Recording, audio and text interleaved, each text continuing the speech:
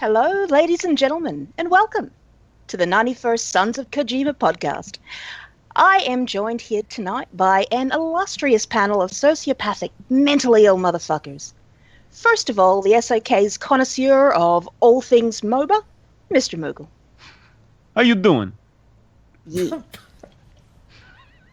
We also have our very own Brazilian giant, Mr. Kaz. What up? Wait. If we can tear him away from the new Overwatch patch or enter the bloody gungeon, Mr. Freddy Fazfa. Okay, first of all, that's enter the gungeon, not the bloody gungeon. If it was bloody, it'd have to be Doom. Second of all, how you doing? God damn it. We have the way too talented to be here with us tonight, superior artist Mr. Torres. What's up, people? Time to get ready for podcast. And finally, the man with the plan, our host and our up-and-coming artist, Mr. Frederick Fox. Hashtag Fred is better than Torres. Oh. Hashtag lies, hashtag slander. Hold on. Mr. Fred here produces the quality, the quantity, and the relevancy. Ladies and gentlemen, your artwork will be provided by the one and only king of genius artistic skill, Mr. Frederick Fox. Another venture that my genius is able to encapsulate is the artistic side. And with Microsoft Paint, I am able to draw inspiration from the heavens above and put pen to paper, as it were. So, I'll have you know, Torres, you are running out of time. I don't know about you guys, but I think Fred really gets the noses right.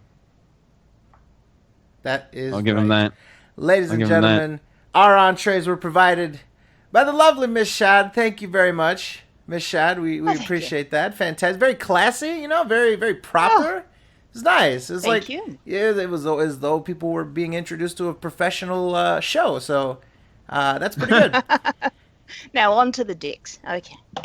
All right. What? That is an SOK text quote. Well, that's a quote. That was out of nowhere. I Not would into quote that. that, but I don't have access to it. We'll do that later.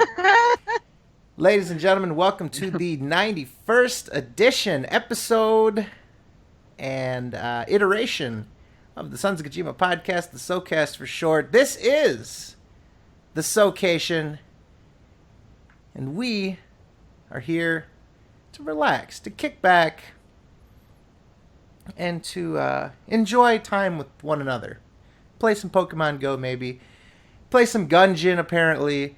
All this other stuff. Now, right off the top, this is the announcement segment. You guys already know about the SoundCloud and the iTunes, but I still sort of mention it. It's kind of like an announcement, but it's not, right? It's sort of like you already know it's something. No, it's a gratuitous plug. It's like it's a sneaky announcement, right? It's nice. It's like a classy announcement. It's like you announce it, kinda, but yeah, go check those things out if you want to. Anyways, there's something very relevant, very important that we need to get to. Now, unfortunately, Mr. Lipple, Mr. 24 Hours himself, is not here. He had to travel. Mr. 22 hours. Well, we'll get to that. He had to travel to the great city of L.A. to, do some college orientation. So, unfortunately, we won't be joined by Mr. Lipple here tonight. But that doesn't mean that we cannot advance this epic tale.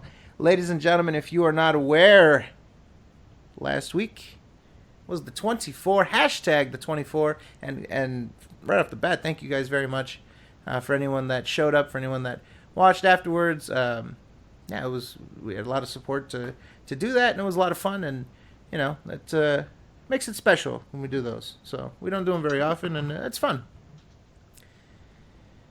Mr. Lipple, around the 22nd hour, had a, to put it mildly, controversial home stretch where Well, we've released footage. We've released footage that very much implies, or in some of our opinions, flat out proves, that Mr. Loophole fell asleep and thereby failed his challenge.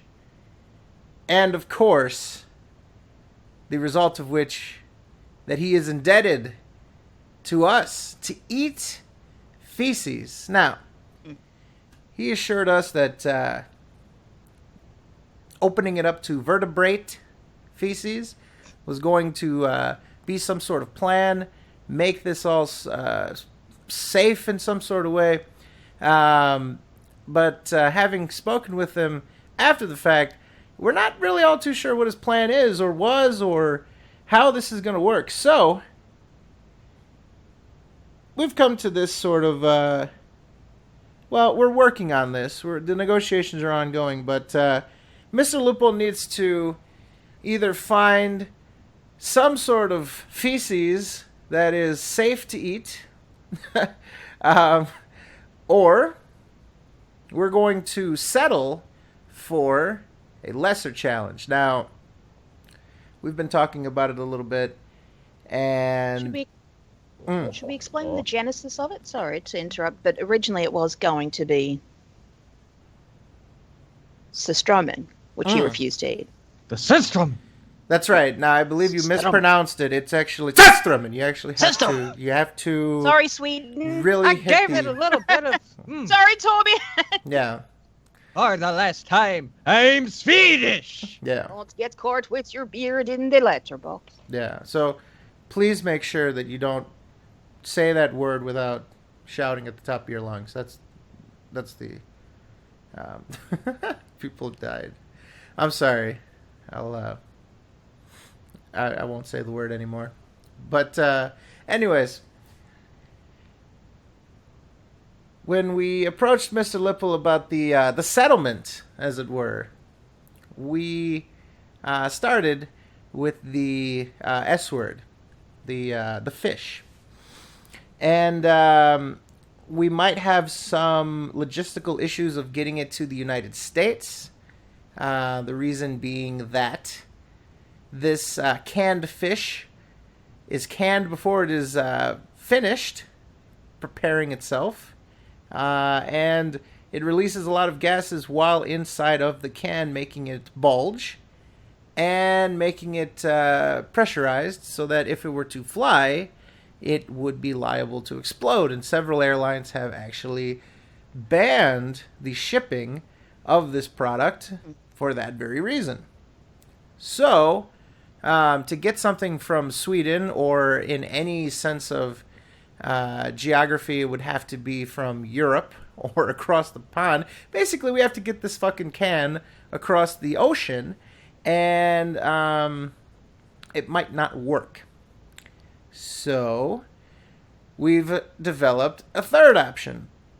And the third option was actually pointed out to us by the fine Mr. Ghost Dragon, a devious motherfucker he is. He introduced us to Balut. Now, Shad, why don't you tell us a bit about Balut? Sorry, I'm eating a pancake. Okay. Without any warning there. Balut is, I believe it's quite an old Vietnamese delicacy. I think it's Vietnamese. What we're looking at is it's a duck egg. Basically, doesn't sound too bad so far. What they do, they ensure that the egg has been fertilized. They allow it to age from anything up till, I think it's 10 to up to about 20 days. It's usually an 18 is the one that I saw eaten. So basically, rather than just having an egg with yolk, you've got an egg full of baby duck. And they then take that egg and they prepare it and boil it with baby duck still inside. Beak, feathers, eyes, organs. Yeah. So what we'll do what we'll do for the people at home, prepare yourselves for this vision. I think it would be only right if we showed sort of what this is. God damn it, Eddie. So, here on screen you can see some fine balut. Here it is, all nice and all nice and delicious there. These delicious eggs. And there's something very interesting about balut, and I want to share this with you guys, because, well, I mean, people were concerned. People were concerned about Loophole's health, to eat the feces, that it could potentially have some negative effects on his life. I will admit, it was one of these people. Like we may have killed him with parasites. If we... So, in response to this, we did a little bit of research, and it turns out that balut is actually very nutritious. It's actually very good for you. In fact, Extremely.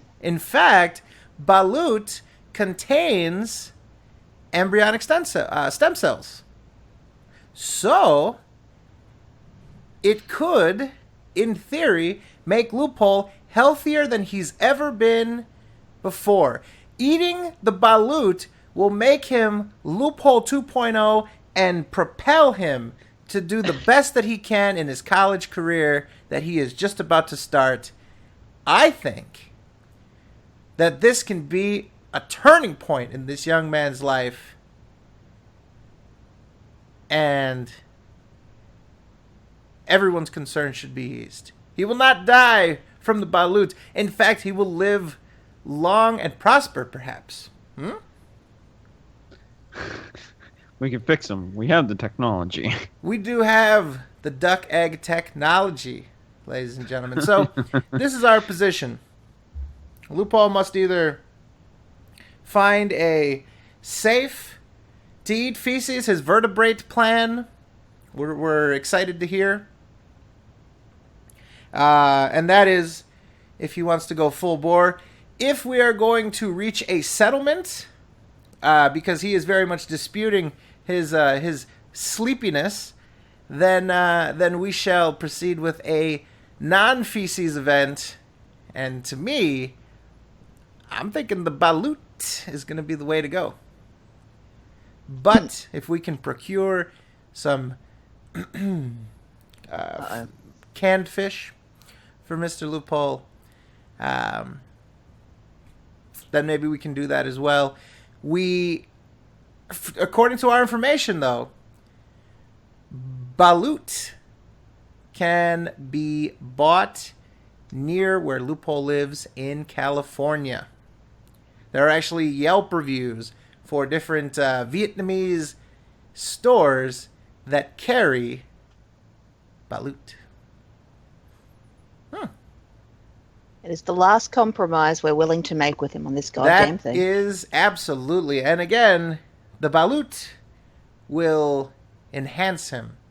The stem cells will get right to work, helping him. Maybe his testicles will be healed from that vicious basketball incident we saw. So, that is the update. That is the full story. And, you know, we do sort of, recognize that some people didn't know that, we were being a little tongue-in-cheek here with our legal argument and our, insistence that he does eat the feces regardless of his physical health. Frankly, we kind of thought that he was going to somehow pull it off. We were fucking with him the whole time, saying he wasn't going to do it. But I don't know. I had, because feces was on the line, I thought he was going to do it. So we didn't even really think that far as to him actually doing it. But yeah, when it came down to it, we wanted to, bust his balls a bit, and we got a pretty good reaction on the stream. So, yeah. So for those of you that did not understand our sense of humor, maybe for some people that may be newer, we discussed this pretty early on, like literally after we were able to get some sleep. We talked as a group and tried to get to the bottom of, the dispute, obviously, but also a safer alternative. And again, we still don't know Loophole's plan. I think he's kind of keeping it in the back pocket for after his appeal. But yeah, Balut. So, any other? We wouldn't knowingly put a friend of ours in severe risk, like Legally, of course, for any legal purposes. Yeah. This statement is factual. Well, yeah, exactly. We Mm-hmm. yeah.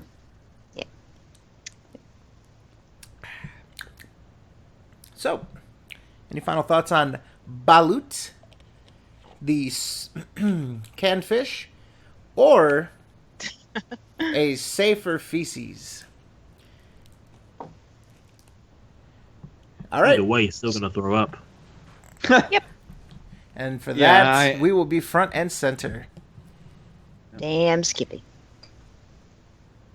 Now, there's one bit of business that I actually want to have our audience take a look at before we move on from this topic completely, and that will be a nice little vine that I made. Now, I don't fancy myself any sort of sleep specialist or anything, but I would just like for everybody to just take a look over at this vine, and it's just a 6-second loop, pardon the pun, of Loophole here coming to the end of his eye-closing reprieve. And we see him there, sort of relaxed posture, and he snaps to reality. This, I present to you, is solid evidence of somebody coming to, somebody being in a state of being asleep and being violently yanked back to reality. Yep. Again, not a specialist, but as a nurse that has had to work far too many night duties and had to wake up far too many people who aren't too pleased for it, trust me, he was sleeping. So, yeah, some people in the chat are saying sleeping. The look on his face. So, somebody would fuck Smiley. Loophole. Yes. Wow, All Smiley.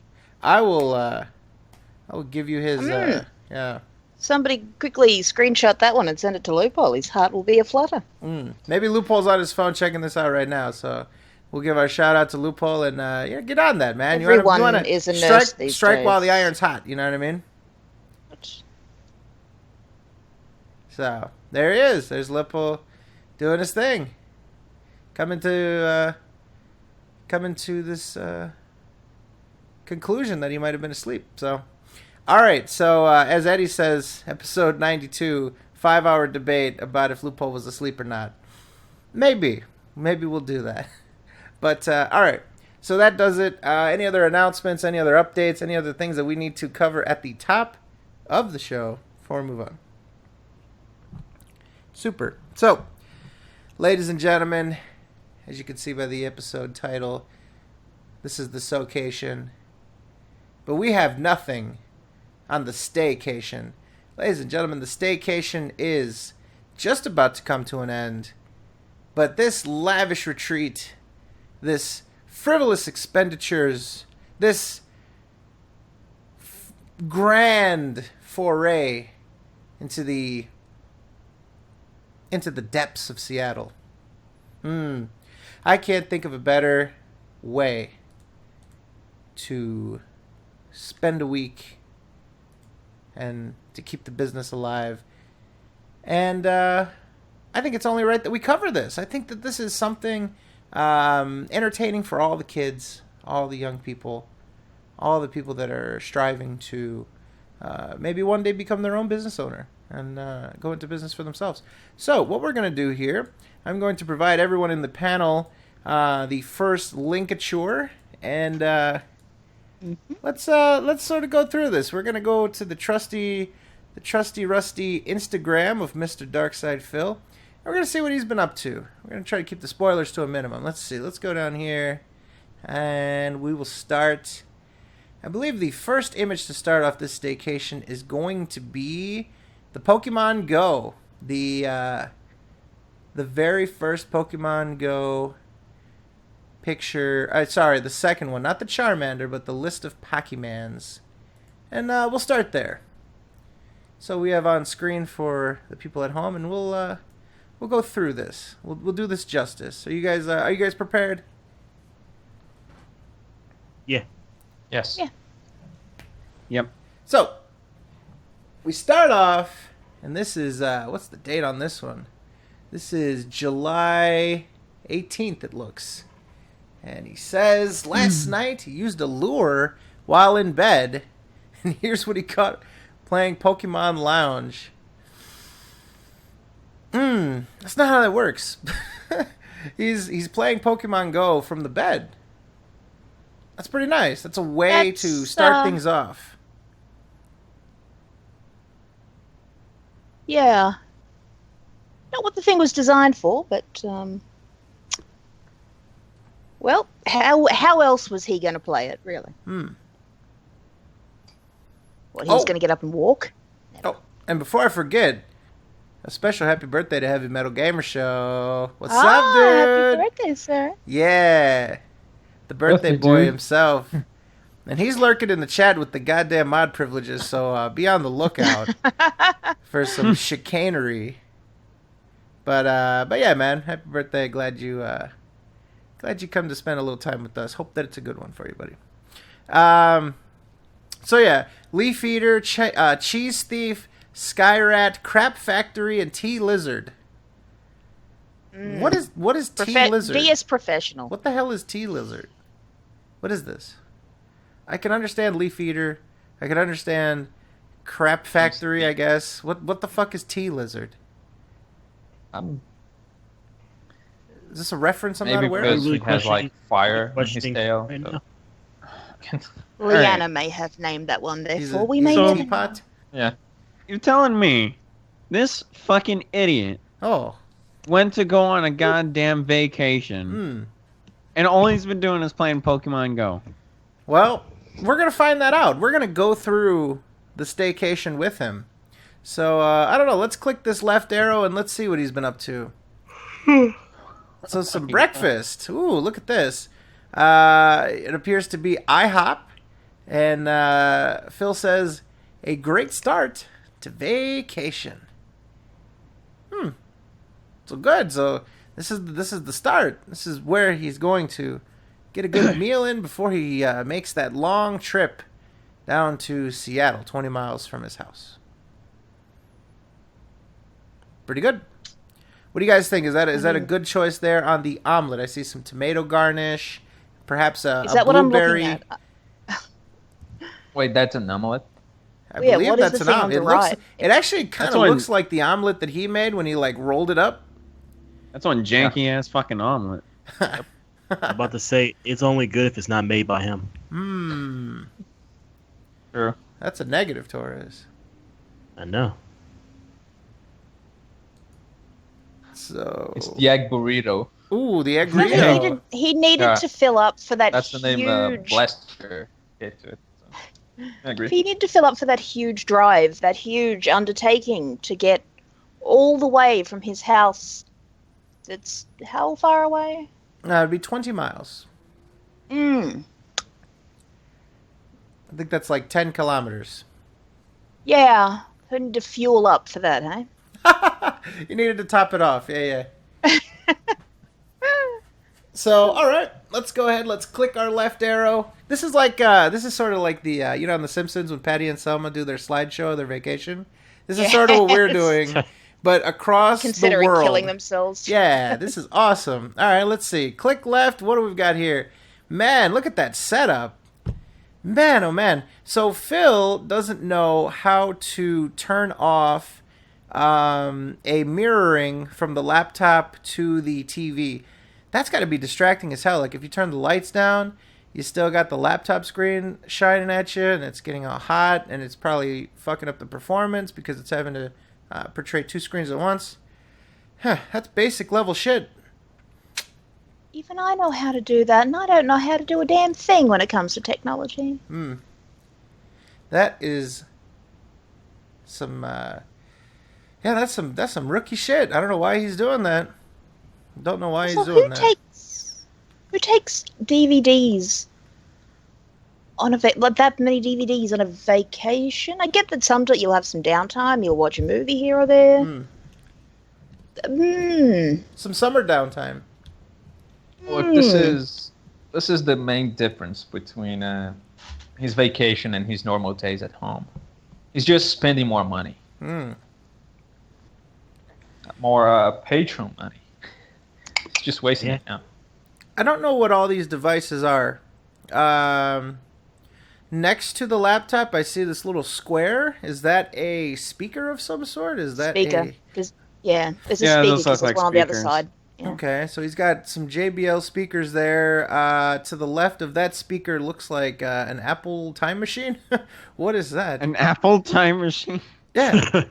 It looks like a jank-ass modem, or he brought a modem with him. A really big external hard drive. I don't know. It's possible. Yeah, maybe that's an external hard drive. Yeah. So he's got his little camcorder, it seems, in front of the white box. There's a stack of Blu-rays. I see Dragon Ball very clearly. Pretty thick black box. Okay, so we got a bottle of Dasani. Terrible. Dishonorable. How dare you drink Dasani? It's like ocean water. It's got salt in it. Oh, it's not an ocean potion at all. It's like a fucking it's an ocean poison. It's an ocean bomb. Well, it's perfect for Phil. Mr. Eddie. It's perfect for him because it's salty as shit. Mr. Eddie thinks that is a Blu-ray drive. That might be the ticket. Maybe. Very keen, Mr. Eddie. Oh yeah, you think so? It's possible. It's possible. There are a lot of USBs coming out of that fucking laptop. So, all right. True.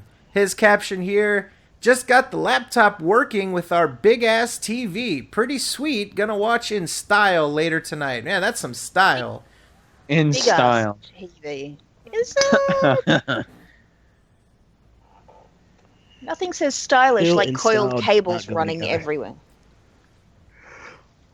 I enjoy the comments. We've got somebody saying do screen extension with Windows plus P. Very very useful there. And we've got butt hacks. So you pretty much doing what you do at home on your off time, watch movies, comb through comments, but you're in a hotel, some vacation. It is kind of true. It is kind of true, though. That's basically what he's doing. Yep. All right. Yep. Any other thoughts on this little setup there for him there? That's some stuff you take like when you're going backpacking. This isn't like a expensive getaway hotel. 4 nights. It's a jank ass rig. 4 nights at the super swanky hipster hotel. The hipster hotel. All right, let's all click left, and we've got ourselves nice. Actually, this is a nice view. A nice view. Oops, my screen went away. I accidentally clicked outside the bounds. We've got a nice view, a Ferris wheel. Phil says an amazing view from Pike Place. I got to give it to you, man. That looks awesome. That looks really nice. He could have used a very basic editing function to not make the horizons sliding off the side of the world. But aside from that, not too bad. I don't know. It's not terrible. It doesn't line up horizontal. I'm sorry. I like photography, and you could just yank it down a little bit. Just now. Aside from that, not too bad. This wouldn't be anything noteworthy, right? Just a nice picture. But the comments tell the story here. Phil again says, amazing view from Pike Place. Somebody has not caught up. Where are you? You should put the location on your pics, bro. Phil says, we purposely don't. Gotta avoid that stalker element when trying to enjoy ourselves. But to answer... Totally. But to answer your question, it's the view from Pike Place in Seattle. So you're at Pike Place. Oh my god, he's such an idiot. He is such a fuck. Why does he have to throw shade on people during his So he wants staycation? to avoid stalkers by telling people where he's at. Wow. Well, That's a genius move. Sure, Phil, you're a fucking genius, dude. You're gonna avoid Right. stalkers, even though I basically said where I was. Yeah. Wow. I mean, this is the same guy who revealed his Awesome. address probably 2 or 3 times. So yeah. He's such a And- fucking idiot, man. And as we'll cover a little later, he basically, well, no, with unequivocally, gave where he is and shit, like where he's sleeping at night, more so than apparently where he's gonna be for a couple minutes. So I don't know. So we move on. We've got a restaurant shot here. Phil says we're inside a restaurant with no name on the front. What could it be? Question marks. And somebody says, is that person to the right a man or woman? I think that's a woman. lady. That's a lady. Yeah, get the wow. Phil's got the. It looks like that one bitch from Ghostbusters. God damn it! No, I knew someone was no. gonna say that. You're gonna get our hitbox I'm not shut ready. down. How I'm not dare ready. you? I'm not Oh ready. no! Well, as long as you don't, say anything outlandish. or She's an anything, you know? awesome person, and the movie was fantastic, and she's very funny. Fucking cunt. Right? There's no need to lie. So we move on. Phil says we just tried grilled octopus for the first time. It tasted both like seafood and charred grilled meat. Pretty interesting. Somebody like suggests that calamari. he tries kimchi. Wow. So awesome. And he tried some octopus. I give him credit. I wouldn't try it. So. Really? You've never had calamari? Or... I don't eat anything that That's has ever weird. swam in its life. Very good. You don't eat fish? So, guys, we were going to actually cover this later, but I noticed it in the thing. We're going to start a swear jar for you.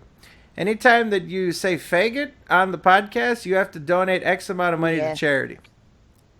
But I don't have money. Well, Well, then you don't have to Get say a the job. word. Get working, kid, because... Yeah, this isn't happening. Oh, yes, Fuck. it is. yes, it is. Was it before or after you started swearing, Fazley? Fuck you. We'll start it from Oh, now. that's another one. So... Another No, one. we can say that word. It's just faggot that he's not allowed to say, yeah? This is Great. not Put a going to swear happen. jar. I did not Invitation agree to this, and I have no money, so therefore, faggot. No, it's imposed That's onto another you. dollar. Well, for you the already swear lost jar. another $5. Yeah, it's just being imposed onto you. Nah, Because not happening. that's basically all you say now. Like, that's your humor, and your role on the show is just to say faggot. So, We're trying to broaden your horizons. Eh. Tough love, they call it. Tough love. We want you to be PC, Fazzy. I don't like this. Stop being a scrub. I'm not. oh, he's a scrub. So that's what, like $3 or $4 now. Awesome. We'll sort that out. We'll figure out which charity. All right. So we've got the next picture here, and this is we've been doing a terrible job keeping up with the dates. I believe that's July 19th. All right. So Phil says there was just an aerial performance at this restaurant. I don't know what the fuck is going on, but this is a fun time. Lol. And I don't know what's going on either. What is there, like bars or like what are those? No, it's one of those ribbon... you know those chicks that do aerobatics on the 2 pieces of material? Is this like a stripper type of thing? Oh, well, I've seen a stripper incorporated, but not usually. They're not bars. They're like 2 pieces of fabric that they... So it's not. You've never seen them? It's not strippery. No. Because like the way that it seems strippery. I mean, you could use it erotically, I suppose, but usually... No, it's a Cirque du Soleil thing. It's a... Yeah. Yeah. The quality of these photos are terrible, by the way. He is using, I think, an iPhone 6 Plus. So it's a bad advertisement for it. yeah. Well, Phil, I have Phil the advertising Samsung Galaxy 7. Samsung, feel free to send me free shit because. And now, anytime Shad plugs something, she puts the money in the swear jar. Damn So we'll move on. We've got just had the chef special, an Alaskan halibut entree. I'd normally never get something like this. It was quite good. It looks okay. It's fucking fish. Looks It's alright. fucking fish. All right. I don't know if people know this. I don't know if people know this, but usually a chef special is something they're trying to get rid of. Either it's close to getting old, it's close to going bad, they over-ordered and undersold and therefore need to get rid of this fucking shit. And Moogle, I'm sure you can support this, being a culinary expert such as yourself. Yeah, well, I'm not far from an expert, but yeah, just take the compliment, you fuck. I appreciate it, but like usually when you want to get rid of things, we just make like special days. Like say we like have a bunch of wings we need to get rid of. We have a day like a Wednesday where we get rid of the wings. You know, that's basically how the specials work. We want to get rid of those things. Yeah. Like, it's not just the chef decides he's just going to be generous one day and, oh, this is my special. This is something that they need to move. So, somebody wants me to go back to the last comment really badly? Use that rope to hang yourself. What? All right. Yeah, I saw that. I saw that. Hot diggity dog. We don't need to comment on that. It's Come just on. the usual. And finally, I say the worst things. On the show you do, yep. Yep. All right, moving on. We've got... This is. Do you mind if I just make one quick observation? Oh, of course. He complains about social media. This is the epitome of everything that people make fun of Instagram for. Like shitty pictures of your dinner, poorly lit pictures of whatever. This is the absolute. This is why people make fun of Instagram. It's all right here. I'm curious. Is it like difficult to block people on Instagram? Because he seems to be having trouble not really doing his normal act here to get rid of people. No, I don't think their you names, and like there's like this option to block. Click some like little 3 dots, and there's gonna be the block option. Well, he'll have to check with one of his advisors so that he can figure that out, because apparently he doesn't know yet. Can comments be deleted or anything like that? I don't know. I don't use Instagram I like don't this use at all. Instagram. No, So, I can't stand Instagram. all right. Let me check. We'll move on to the dessert. Oh man, he even put the boy. dessert. A blackberry Phil says- blueberry upside down pastry for dessert. Just click What the a person's meal! name, the 3 dots, that and there's like the looks second shit. option. Block. That doesn't look too bad. Looks It fine. doesn't look like anything Photography special. made it look like. What's I going feel on? like they just went crazy on the friggin' sauce though. It looks The Kool-Aid. like canned raspberries, and like you tried to scoop some out, and then you said "fuck it" and just flipped the can upside down, and that's what came out. Yeah. Yeah, that sounds about Looks right. like, looks rotten. Well, maybe it looks like shit after Phil touched it. Mm. Maybe it was a chef special. You never know. That's like It's the, just, Chef's special. what is it? Shitting on a plate? Is that the chef's special? Yeah. Yeah, because, shit can turn white. I wasn't even talking about the fucking Well, ice cream. I know. I'm making Anyway. a joke. shit can turn white if it stays inside the house every day for 10 years straight. So, all right, let's move on. Oh boy, look at this, and there's the screen mirroring again. What a piece of shit! All right, we've got Leanna, shave your legs, girl. That's not Leanna. current view from the I hotel was trying room. to make a joke, you idiot. Fazzy is just the worst, isn't he? We're gonna have to get rid. He's the new Pascal all of a sudden. All right, so we got You've turned into current view from the hotel room. Cheers and sociopathic detractor. Wow, that's breathtaking. Couldn't get a view like that back in your home. Back in your fucking bedroom / living at home. You fucking idiot. God damn. The response is, hey, sociopathic detractor, the only idiot here is you. Response from sociopathic detractor, suck my cock, you fucking cunt. Actually, why don't you go suck Phil and Leanna's cocks and rim their assholes while you're at it? So, wait. Was this comment left by Heavy Metal Gamer? Are we sure this Thank you, Heavy Metal Gamer. Very prickly man here, or woman, we don't know, but pretty funny. That's a very straightforward argument to make. I think that's pretty good. There you go. That's good.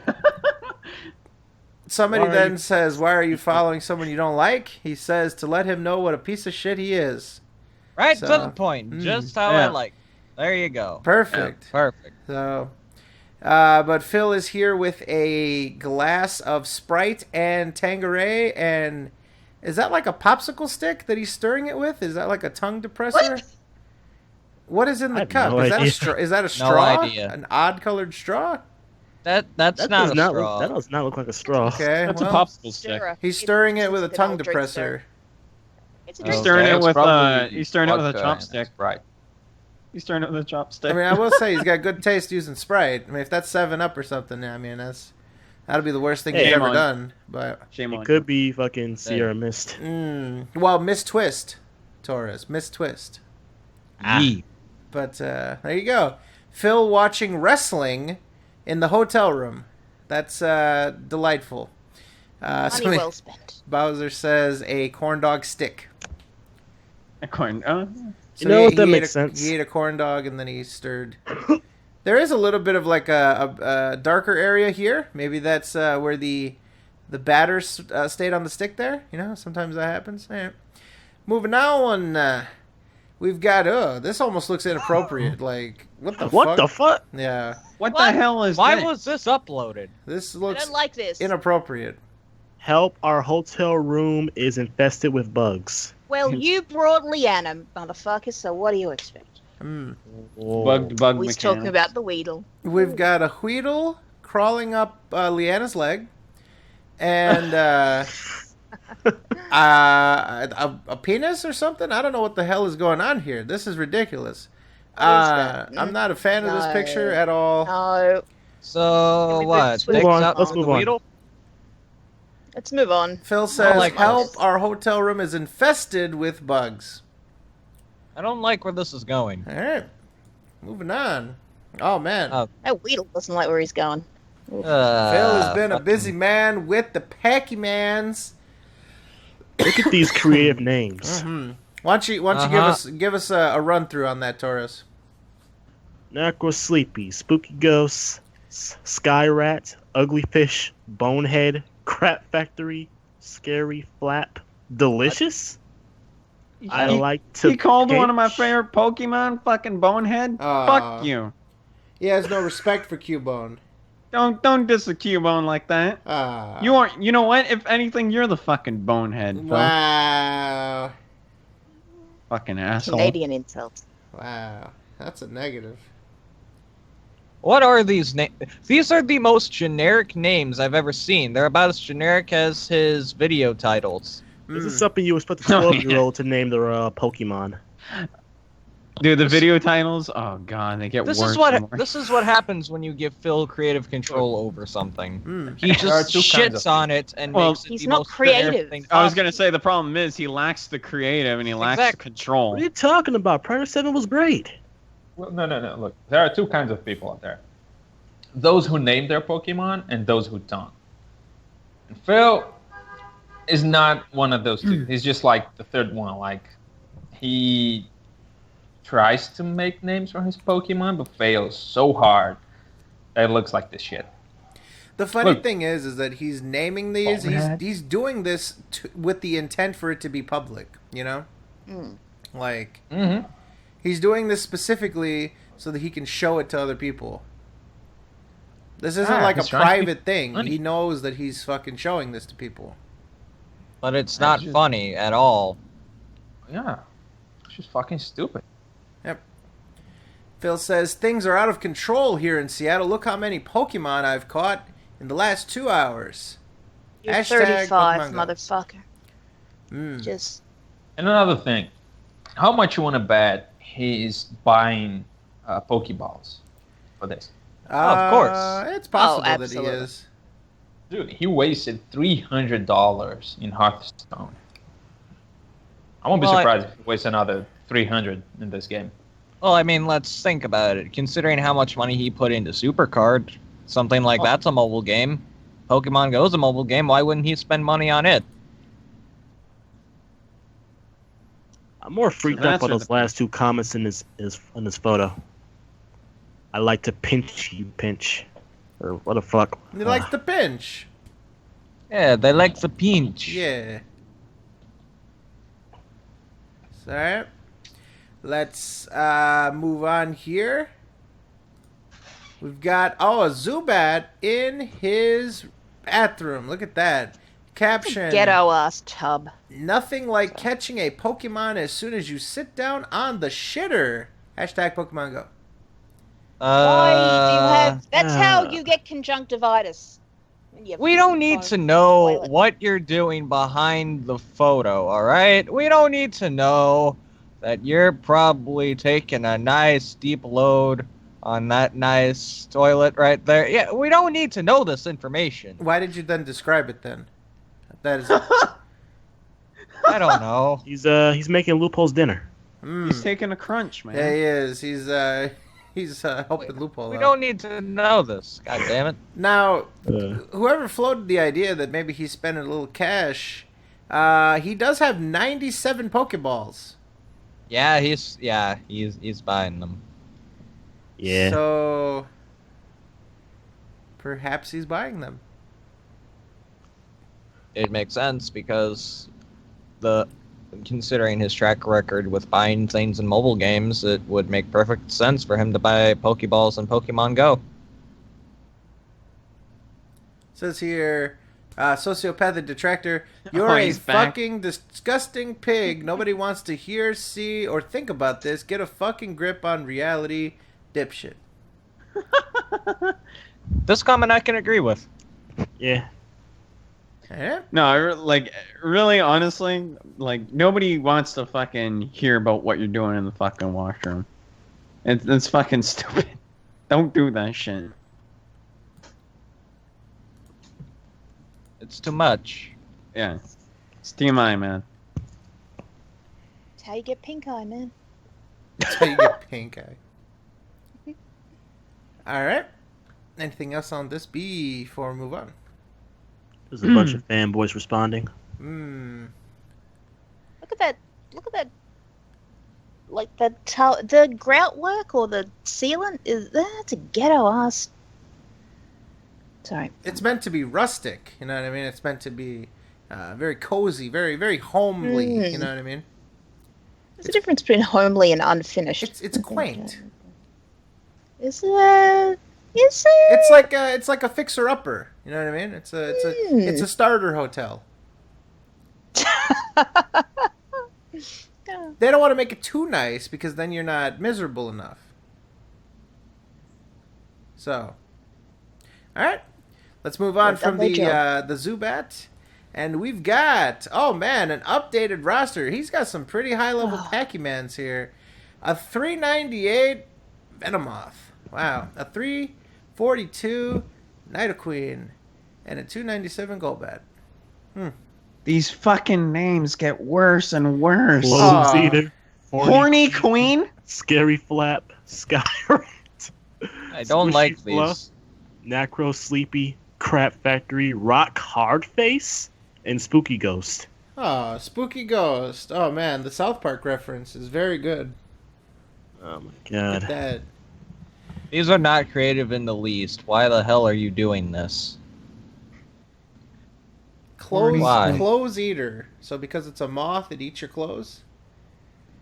Horny queen. Horny Queen. Yeah, you put that for Leanna. Why? See, Oh my God. you see, Horny Queen's got the trapezoids herself. You see the shit? Just stop. What? It's the Just trapezoids. Stop. What? Just stop. They're very important to Phil's life. All right, so let's move on. Let's see what we've got here. Let's go to the next picture. We've got a nice aerial view. The caption says, "The weather is gorgeous today. Heading out to start this first full vacation day with activities." Okay. I see a tree and a crane. Okay then. Very good. We'll move on. On the monorail. Monorail. Nothing to say there. This is stupid. All right. I don't know why this is why is this even on here? All right. Good for you, Phil. You want a man. medal? This is Instagram. This is Instagram. People take pictures of pointless shit. Do you want a fucking Sorry. medal for going on the monorail? I think he does. Moving on. Go ahead, Fazzy. Let's hear it. Nah, I was just gonna say fuck him. Ah. Fuck him. The Space Needle is a gym, and there are battles constantly happening. Somebody says, "What team are you gonna pick?" The other person says, "Don't pick the same as your girlfriend. Be her rival." There is a lot of shit going on in Seattle. Look at that. I mean, there's a lot of shit going on if you wanted to take in the sights of Seattle, but Pokemon. Or if you just wanted to go outside. Look Yeah, at that. Look at right. that.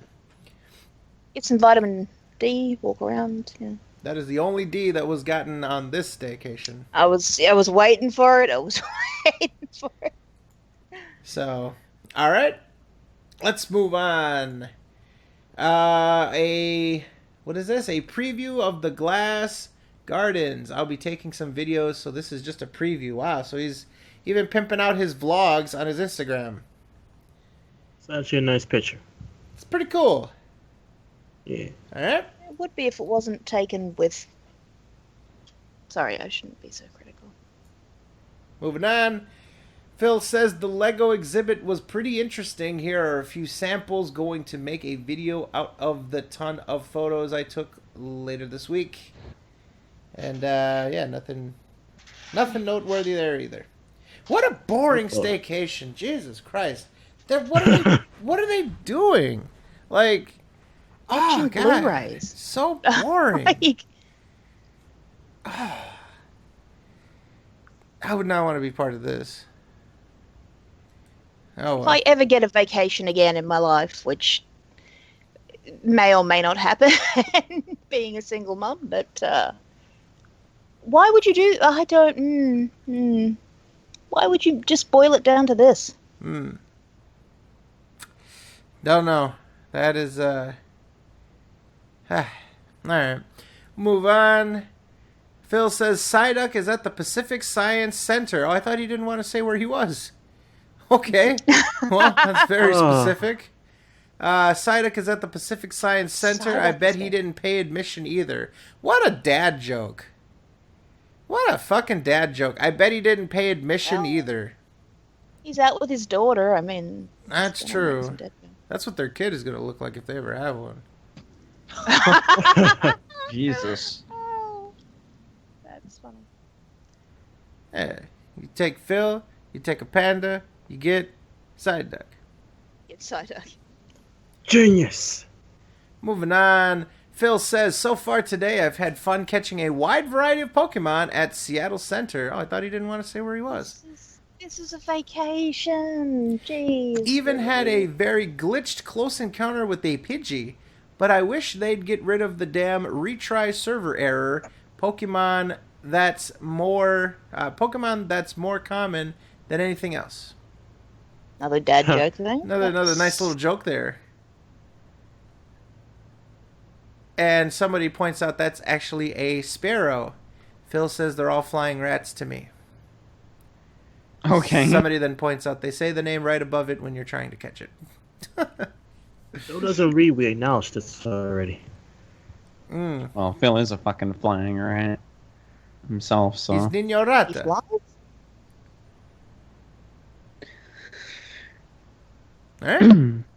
So there you go. He's catching Oddish, Staryu, a Magikarp. That's nice. All right, moving on. Phil, man, this is just all Pokemon Go. This is just all. I know. This is like, Jesus. All right. Yeah, dude, he's taking days off of playing video games to play video games. That's right. That's the Amazing, thing. Like right? we've made this point before. Like the only video games that he like plays in his personal time are like stupid mobile games. He plays Supercard. He plays fucking Hearthstone, as he likes to call it. He loves him some mobile mania. But Phil says, this is what it looks like at the restaurant we're eating at, getting tons of new Pokemon, including Squirtles and a Growlithe. So this is their vacation. They're both just tapping away at their phones. tapping.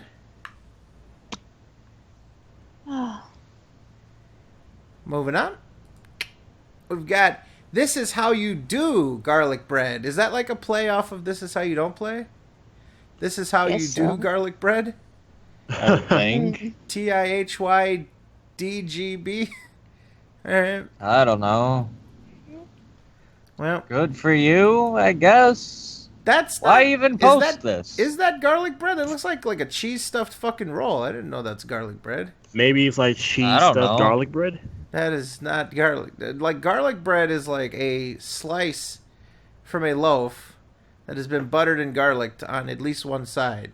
This is like a Yeah. fucking stromboli or like a calzone, like a giant. Yeah, it's like a stromboli. And for those of you that don't know stromboli, it's like a giant handmade hot pocket.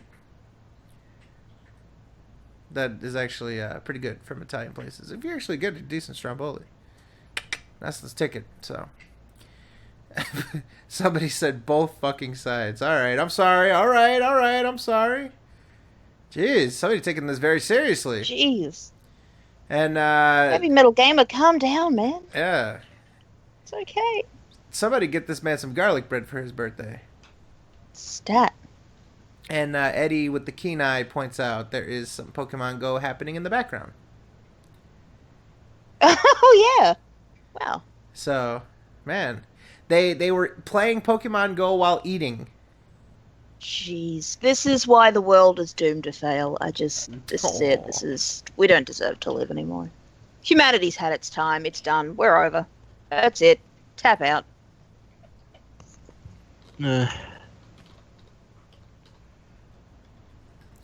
All right, let's move on. Let's see what we've got here. We once again return to Rocco's in Belltown for amazing drinks and pizza. By far one of the best places in Seattle that we found. That actually looks pretty good, that pizza. Look at that shit. It ain't good once Phil touches it. All right. Yeah. This is a goddamn vacation. It's food and Pokemon. He's spending They her could have watching. done, this is what they do at home. Huh.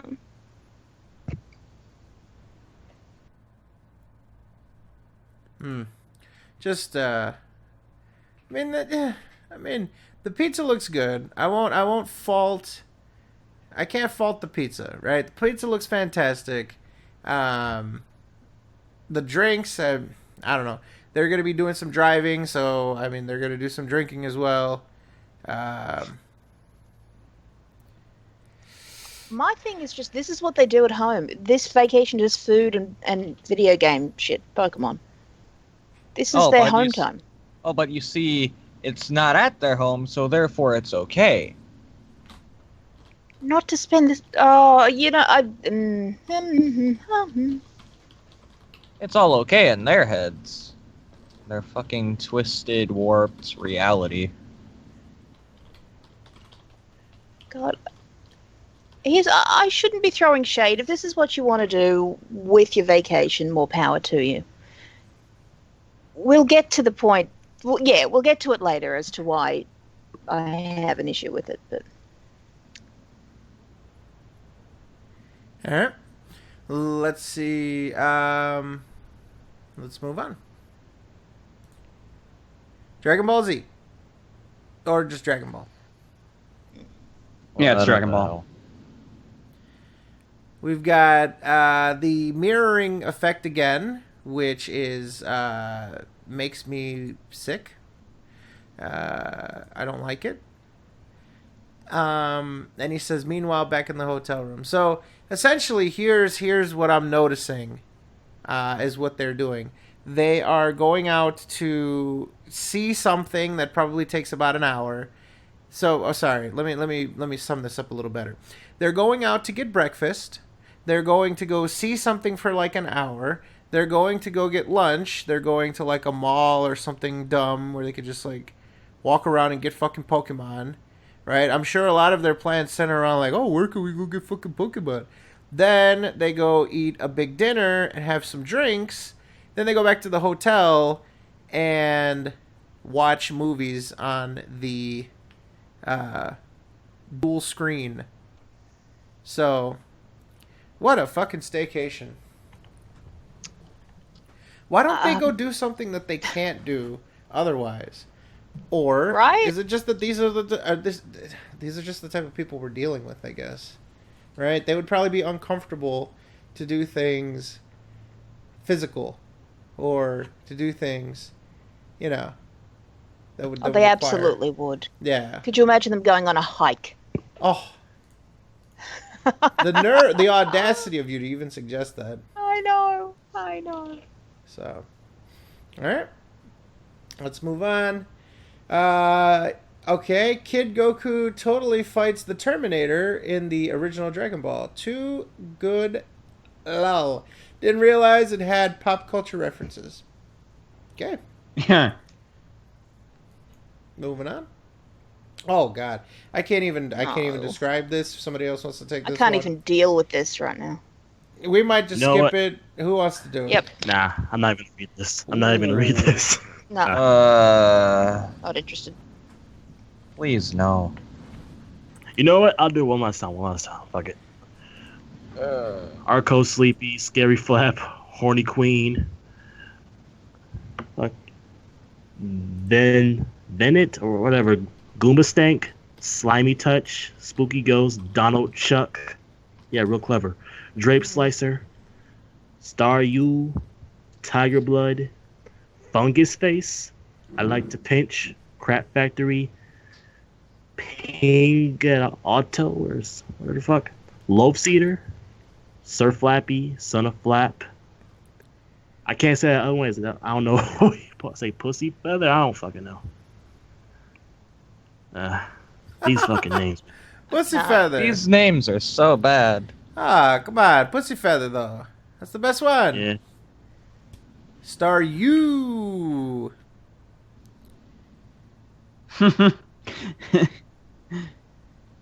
Alright, moving on. We got some breakfast. Starting off the day with a nice local breakfast. Eggs Benedict and French toast. Gives a fuck. What does she have? She's got some garbage. They got a side of eggs. Alright, Oh, whatever. that's eggs? That Good little for you, Phil. that little Good for you. plate in between lot of them cheese. seems to be like extra eggs. I don't know. Mm. That is a lot The of... dipping eggs. Oh, yeah. It was part of the Dippy Box. They got the Dippy Box breakfast. Oh my We're god. not bringing that up. Alright, moving on. Once again, had a fun time here. Can't recommend it enough for fans of pop culture. If you're at Pike Place Market, they have everything. Again, you don't want to say where you're at, but you consistently say where you're at, so I don't know. Weird. Okay, so I don't know, just looks whatever. Golden Age collectibles. Alright, moving on. There is a mom that he just took a picture of her ass, so that's and great. some people's kids. Yeah, I love it when children. people take take like strangers take Okay, pictures of my child. I will say that kid in the red though. Look at him, just being a pimp, dude. Look at that. That's some thug life posture. Look at that. He's doing the foot over foot shit. He's in the process of swinging his foot over. You see that? He's got the arms out. He's leaning back like a motherfucker. If he falls hard, that fucking glass is coming down, my friends. He's got the left bitch and the right bitch. Ooh, I think one of them is a boy, and the other. It's a boy, yeah. Yeah, So- one of them's a little boy. And Well, I- who says I was implying this fucking chick? I wasn't gonna call the children bitches, but I guess. Okay then. All right. All right. Well, there you go. But but anyways, entrance to Seattle Google Aquarium. likes some. Oh, Google likes some what? Let's hear it. say he likes his bitches. No. I realized how bad what I was about to say was. No, move along. I'm all ears. You called him. I was going to say he gets him young. No. Break him in young, God, do you? no. Yeah, wow. Oh no. Oh fuck no. Yeah, you That's prized just that out of me, disgusting. motherfucker. I had shut that down. Yeah. You should be glad Yeah. you fucking held back on that. I tried. And then it. Who was all ears? I'm sorry. So Well, you said it anyway. Moving on. I'm trying to save this. Entrance to Seattle's Aquarium. Loved this place the first time, so this should be fun. So they're just going back to places they've already. They're so unoriginal, dude. Why don't they just? Go, I don't wanna. Any other thoughts on the aquarium? It's the closest they've come to this in the museum to actually doing a thing. Hmm. You know, a thing. Yeah, but this is a probably- repeat. This isn't even a new experience for them. Oh yeah, that's Yeah. right. Oh, you see, this is probably the closest Phil is ever going to get to live fish in his life. And I'm not just talking about Leanna. Moving on. Phil says, pretty cool souvenir to get at an aquarium, lol. The otters strike back. He bought a stupid shirt. Alright. That is a on. stupid shirt. I don't even see it. How is this even funny? The otters. It's I supposed to don't be the know. Empire. It's not even like that. It's not even close. Like otters You and honor Empire. me. Yeah. Yeah. Moving on. A Look at this disgusting diabetes right here. cheeseburger. Holy fucking shit. Jesus my Christ, look at God. that burger. Oh, Like, Oh. Look at all that diabetes. they basically Okay. fit an entire pickle Throw on back it. to the kitchen. Okay, for someone who claims to have gout, this is not something you should be eating, not even on vacation. It's gout the burger. He's got to have it. You know what I mean? Welcome Gotta be to- gout. Welcome to Gout Burger, home of the Gout Burger. Can I take your order? Oh. There's macaroni and cheese on that burger. Oh, that's Are you what that is. serious? Yeah, if you yeah, look there at That is. is. macaroni and cheese. Yep. Oh my! Oh. I thought the mac and Cheetos were bad. God damn it! Is that Oh no! is that no, kimchi? I thought at first that was red onion, but I actually think that might be kimchi. He might have taken that guy's advice and tried kimchi. Slap the kimchi. Huh. I think that's what that purple shit is. Yeah, because I think Leanna's having the same thing. She has a tomato on it A tomato. instead of the kimchi. Is it kimchi? I'm Dude, not it sure. It's like a red onion. I'm not, but it's hard So- to tell from. Many fries. That's a lot of fucking fries. I have to. This guy's admit. gonna have a fucking heart. Well, hey, I mean, go big or go home with the fries. But that I remember Jack on the go. He said that it looked like that. It was like some fucking ginger shit or something. I don't know. I don't know what the fuck it is. Maybe I'm completely wrong. I'm probably completely wrong. It's something. I don't know. I gave him credit. I figured maybe he's trying to expand his palate, you know. But Yeah. the fries, as Zeph says, the fries actually do look good, kind of like that. But the burger looks ostentatious, obnoxious, and don't like it. So Doesn't look good. yeah, Leanna has. I don't think she has the exact same burger there. She's got some sort of. She's got something similar, Yeah. I'd say. It's like a giant Yeah. onion ring burger of some sort. But anyways, all right. He says, gonna attempt to eat this, but I might have to get a bit creative here. And, yeah. The funny comment here, not pictured a soap queen quietly regretting her decisions in life. Very accurate. Well, there you go. Moving on, Yep. the controversial picture here that there are some alternate theories floating around about what's actually taking place here. But we have here a man who has encountered sun for probably the first time in his life. And yeah, he's got that weird like old man pimple thing, like whoa, I don't like it. And Skin tag in development. Okay. This is what I was saying. Here we go. If you look to the left of that fucking weird pimple, just slightly, it looks like there's a scar right there on his neck. I'm not sure if that's the fat folds or something. I think it's a looks fat like fold. A scar. It's a skin fold. I don't know. It looks like a scar. It lines up almost perfectly with the skin fold above it. Like it's complementary. See that? Kinda. You see how it but follows the same arc? Either way. I don't know. It just looks weird. Ew. This No reminds one me of needs- that one time. Like This I reminds me said, of that one time when they were filming Project 7 and Phil had severe sunburn. Oh, that was great. This is a Fucking triple idiot. chain. That's what it is. Ooh. I don't know. Yeah. I mean, I can Blaming the see. sunscreen. Oh yeah. So he says here, this is what my neck looks like after walking around Seattle for 2 days with sunscreen. Think it worked? Someone says I thought it was usually cloudy in Seattle. Somebody says the sun's radiation goes through clouds. Should have worn a sun hat. DSP. That's pretty funny. I'd love to see Phil in a sun hat. Man, a lot of discussion on this. Somebody says that's crazy. White people can't even be outside. The sun is naturally a healer, and y'all have skin reactions negatively to it. But y'all have the nerve to be racist. I wonder why. Sort of weirdly placed, but I mean, okay, this is it's a larger statement on society in general. So I don't know. All right. There's a May glitch.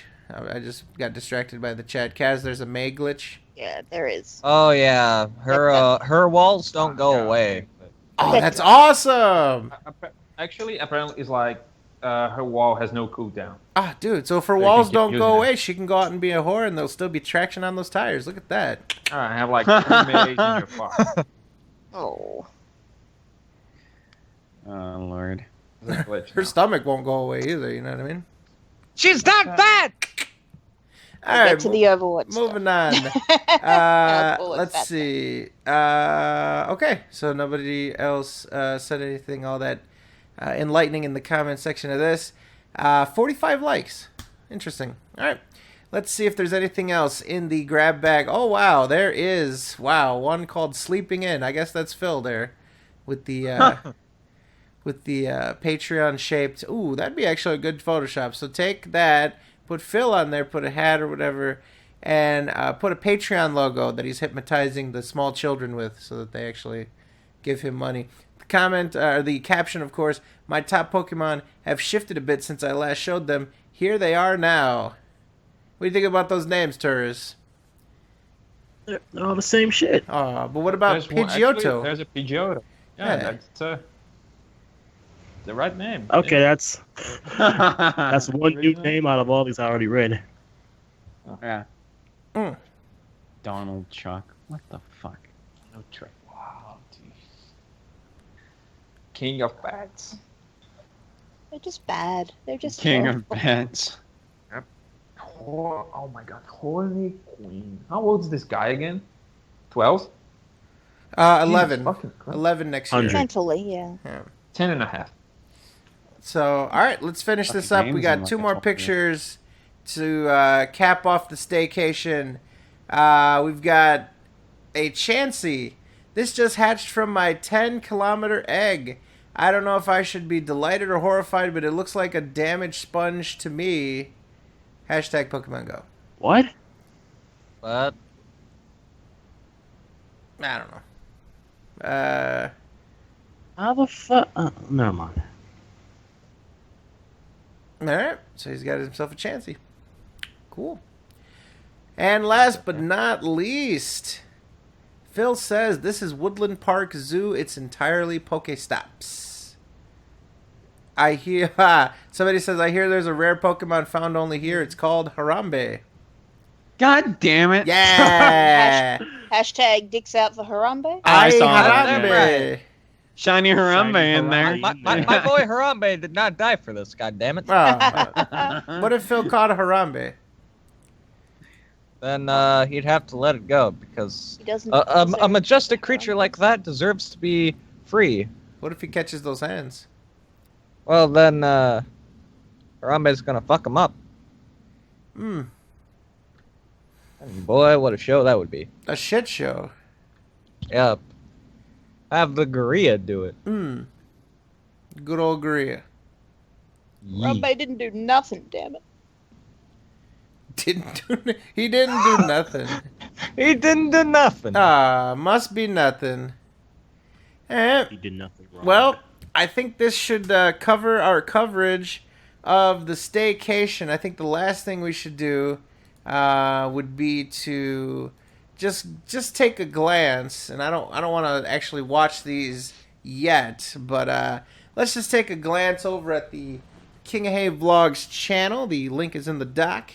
And let's see what interest there is on these videos. Let's actually see if people give a fuck about this man going out and doing his thing. So we start 2 days ago with hipster hotel room walkthrough. This was actually kind of funny. We watched this, and he was fucking with the fridge and shit, and complaining about his room, and essentially gave away what room. He essentially gave away what room he's at, what floor he's on, what hotel he's at, and what his neighbor's door looks like, so that you could easily find him. Of course, he doesn't want to tell people where he is or anything, but, you know, doing a full fucking fledged room tour doesn't really leave much to the imagination. So, yeah.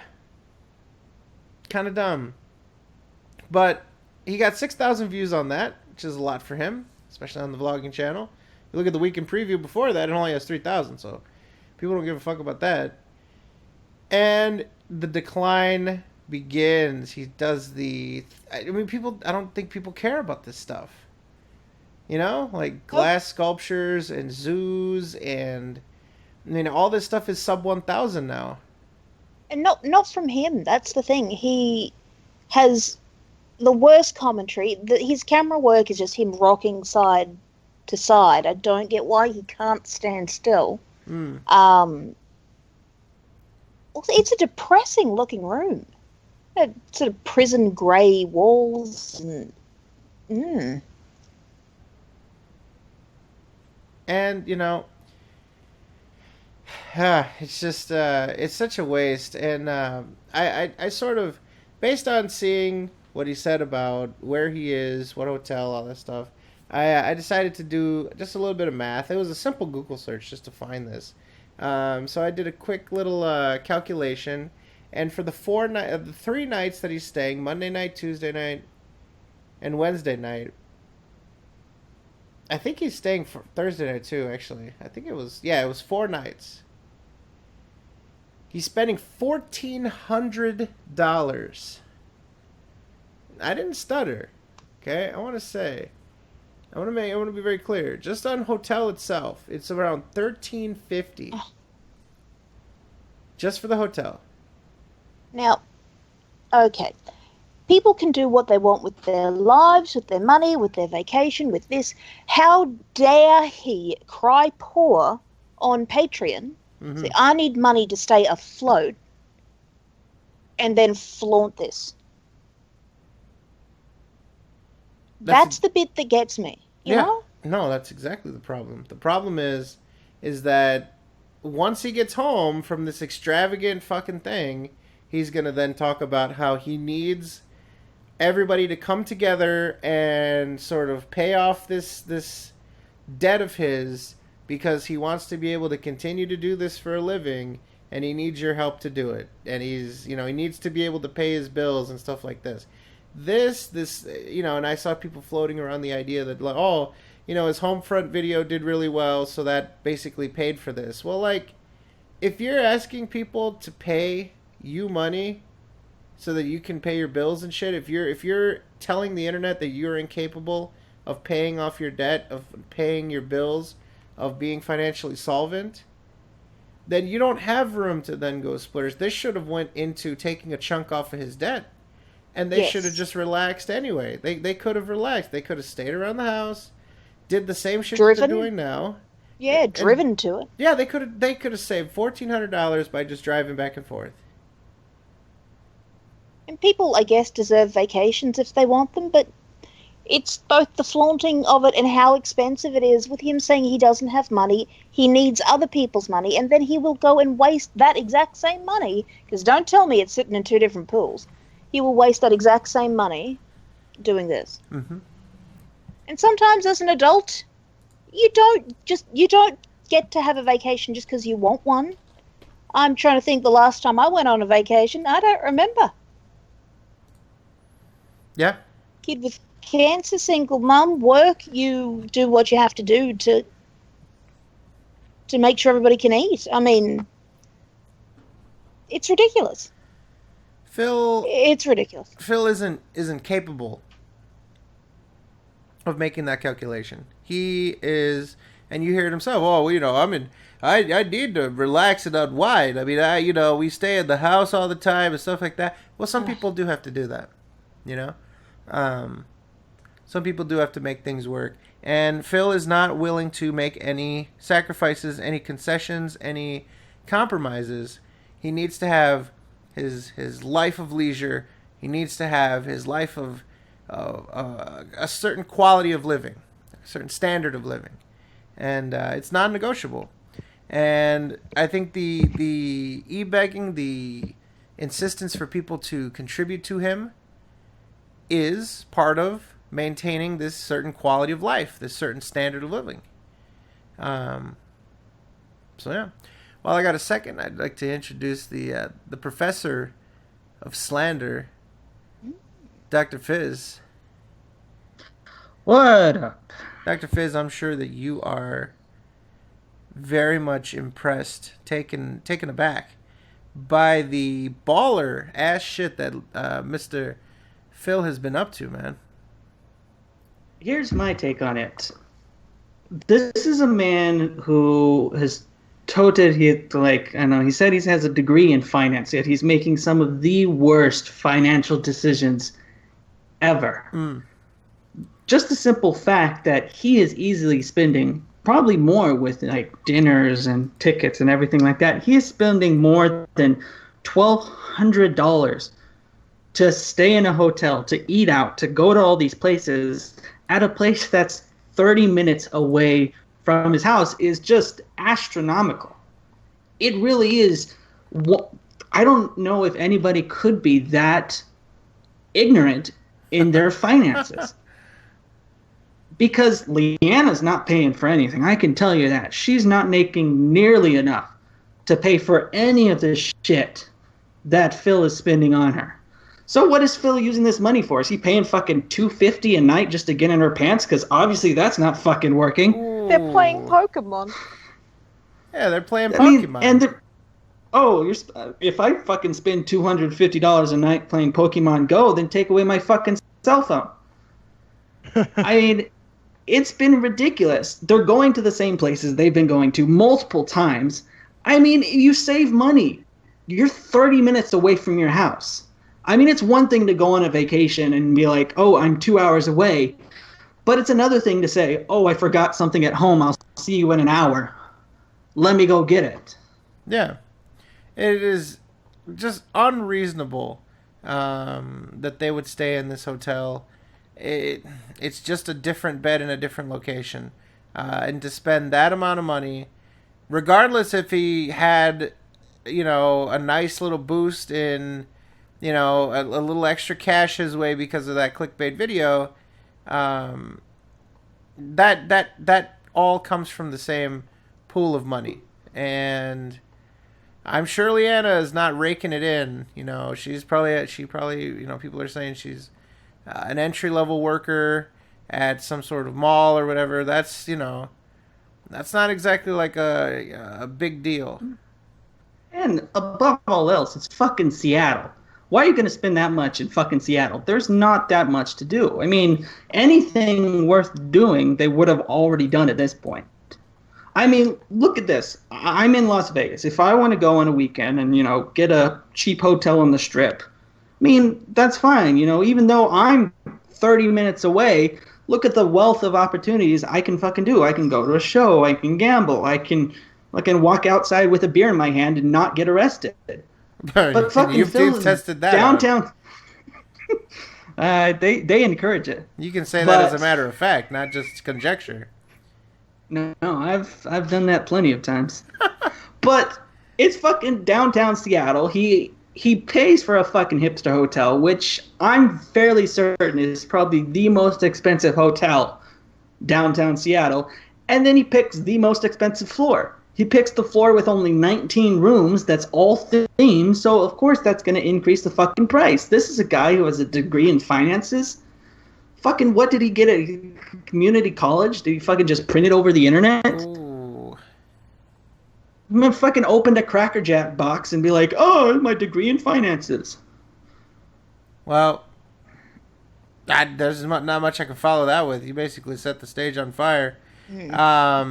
Is there anything to branch off on that before we move on to the most logical next step here? Fuck Phil. Exactly. You don't get to do these things just by virtue of wanting to have.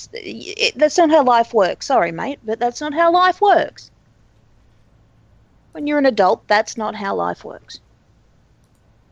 Yeah. All right. So the next reasonable place to go is the Patreon itself. Ladies and gentlemen, I'll drop the link in for Mr. Bagel so that he can provide you with the on-screen that you need in your life.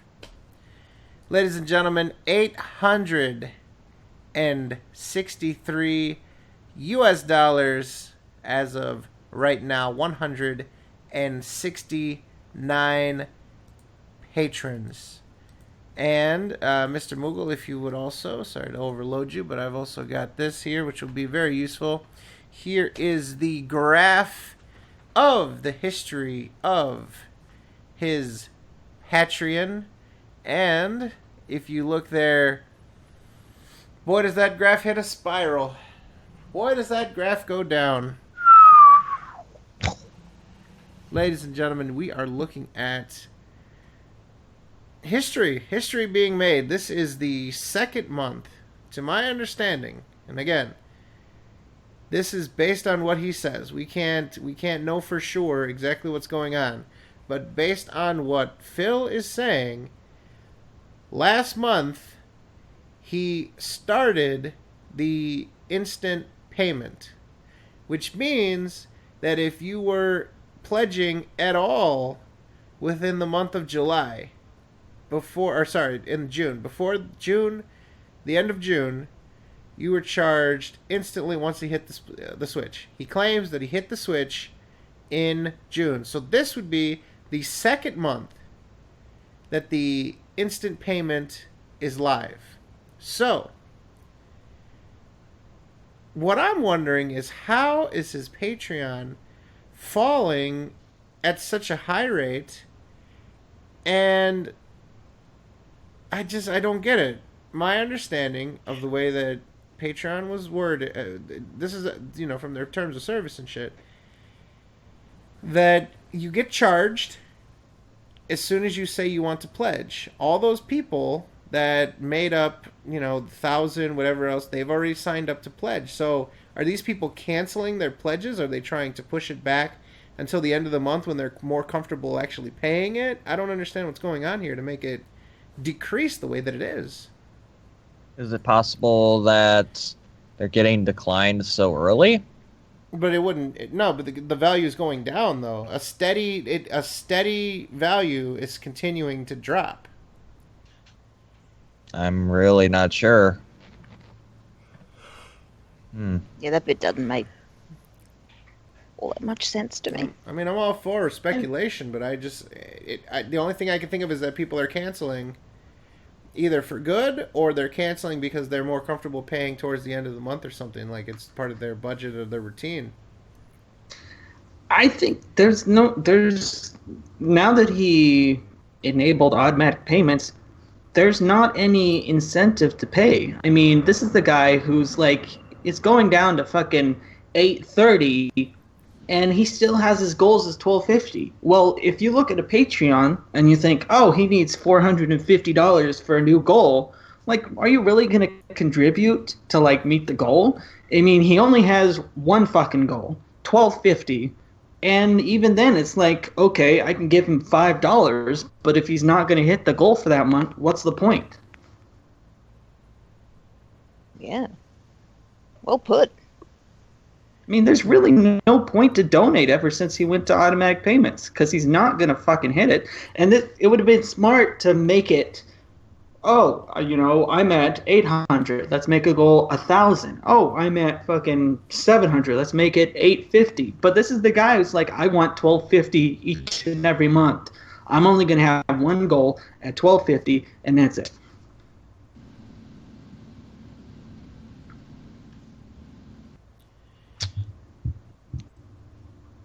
I don't know. There's no incentive. He doesn't provide any incentive.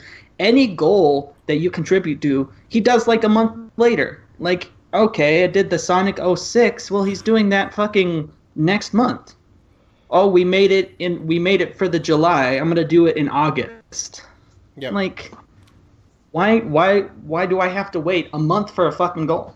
That's really shitty, I have to admit. What even is the goal for this month? A patron's choice? The patron's choice. And then you have, Oh my God. yeah, you have people questioning, like, if we donate for this patron's choice, is he gonna, like, forego it for more popular games like he's doing for Persona? I mean, he's still playing Persona 3. And that was what, May or something? Yeah, that was He should several have months ago. And if you think about it, he essentially wanted people to pay for essentially Crash 2 Part 2 until he didn't have anything to play. And even then, he reluctantly did it, and it was a very different attitude towards playing it rather than when he was paid to do it. So these whole Patron's Choice things, they're just fucking shit, because you don't know if you're going to get the game that you want. And if you do, it's probably just going to be set on the back burner. It's fucking garbage. You know, I saw something that Hazard posted in the chat, and that was that the instant payment only pertains to like the first month. So essentially, you get charged the second that you the second that you pledge for the first time or whatever. And then after that, you get set into being charged at the end of the month. And that isn't explained. Like Phil said he was going to do a video like laying it out, and I don't think that he ever did. I think he just said like, I'm going to flip the switch or whatever, but he didn't really like completely flesh this out. So it's possible that people were under the impression that they were going to get instantly charged, and that's why his Patreon is so low right now, because they don't know that they were going to get charged at the end of the month, well, technically the beginning of the next month. And so to try to protect themselves from getting charged before they wanted to, they decided to cancel, and then they'll repledge closer to the end of the month. That's my theory, because, I mean, it sounds awesome to say, like, oh yeah, the patrons saw him on his fucking staycation and were like, fuck this guy, he doesn't need the money. But I don't think that's the case. I think the people that are invested enough to pay him on Patreon are going to pay him no matter what. They're going to give him the money regardless. So I don't think that that's it. I think that there's something here with their perception, and I've looked into this, and my perception still was the fact that you're going to get charged right when you pledge or whatever else like that. After that, like, it wasn't clear what happens after you sign up and get initially pledged. So yeah, that's interesting. Any other theories on why the hell his Patreon is so low? What's going on here? Because he's a piece of shit. Oh. Yeah. Hopefully people are waking up. That basically More sums and it more. up.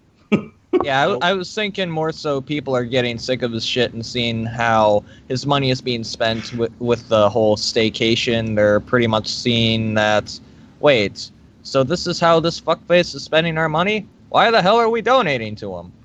I Fuck think this. I think the shitty part is that he is using this, like, to fulfill goals that he does basically a month later, when he should be doing it, like, I wouldn't say right away, but at least maybe like a week or so.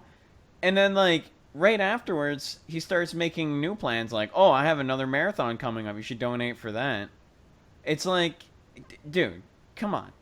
You can't have a fucking Patreon goal like that. That's just shitty. And he's trying to find some way to not break the fucking TOS. And for some reason, Patreon feels the need to, like, not do anything about what he's doing.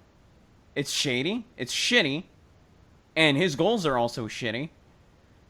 And actually, you know what? Let me rephrase that, actually. His only one goal is shitty.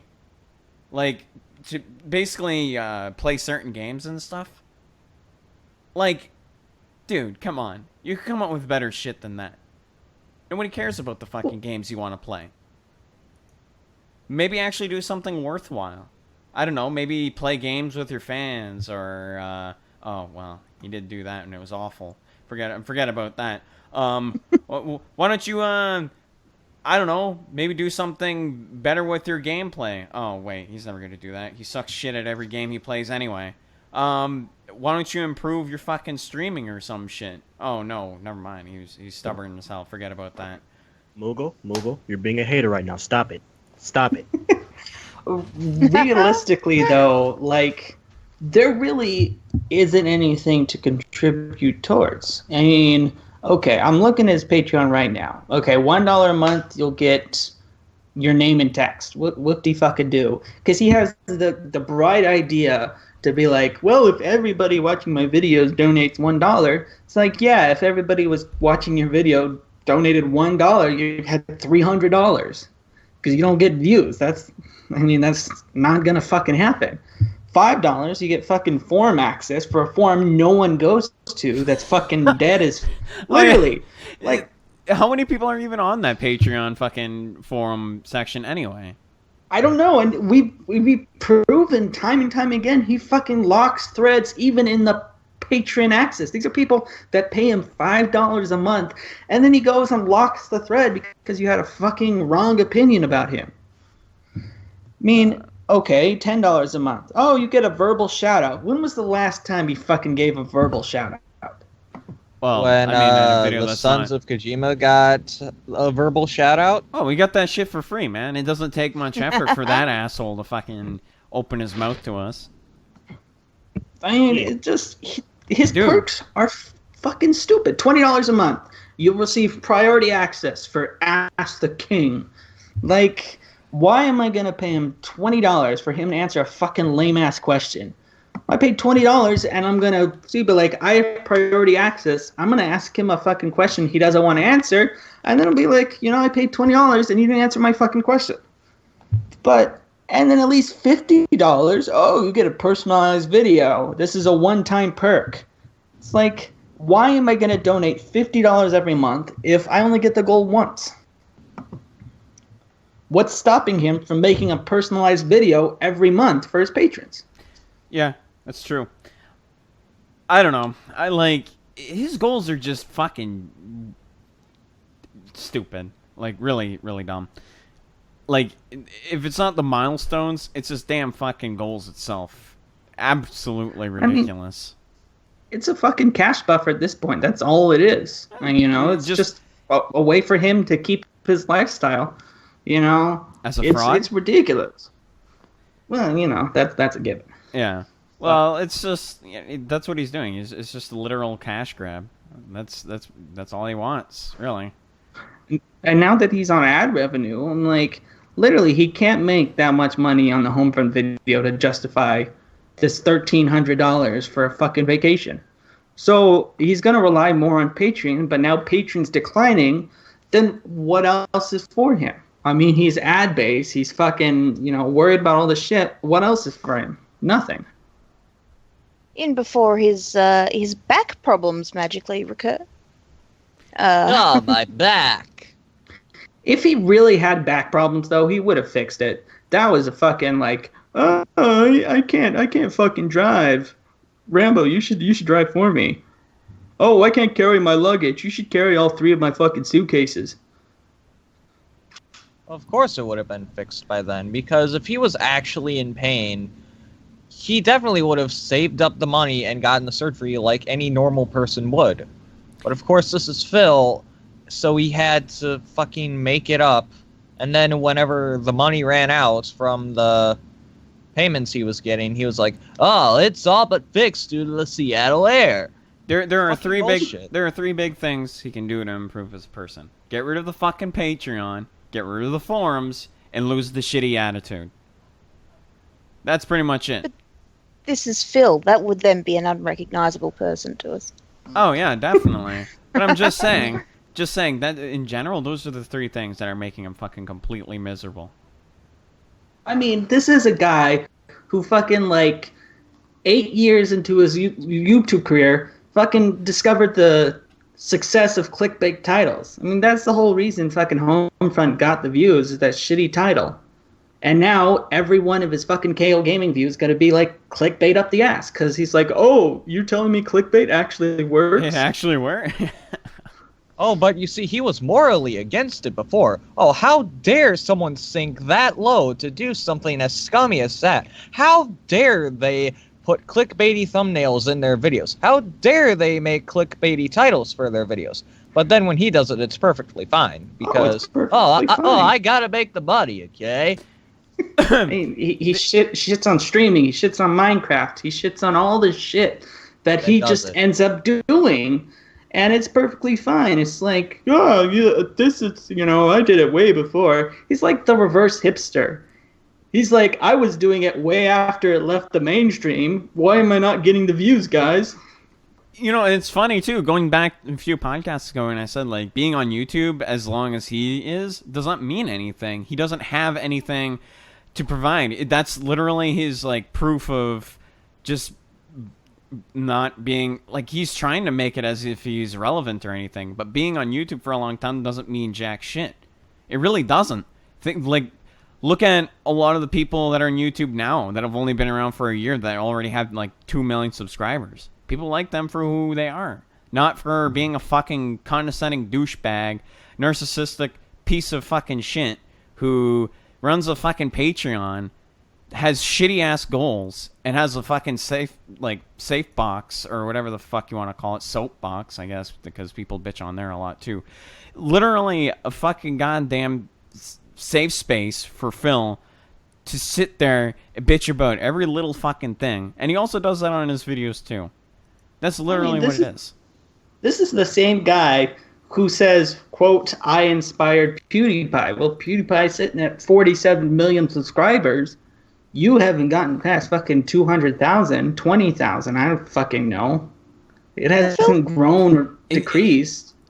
Really, your channel is dying, for one, if your subscriber count has literally stayed the same since 5 years ago. Because I'm pretty sure he's had around 170,000 or 170.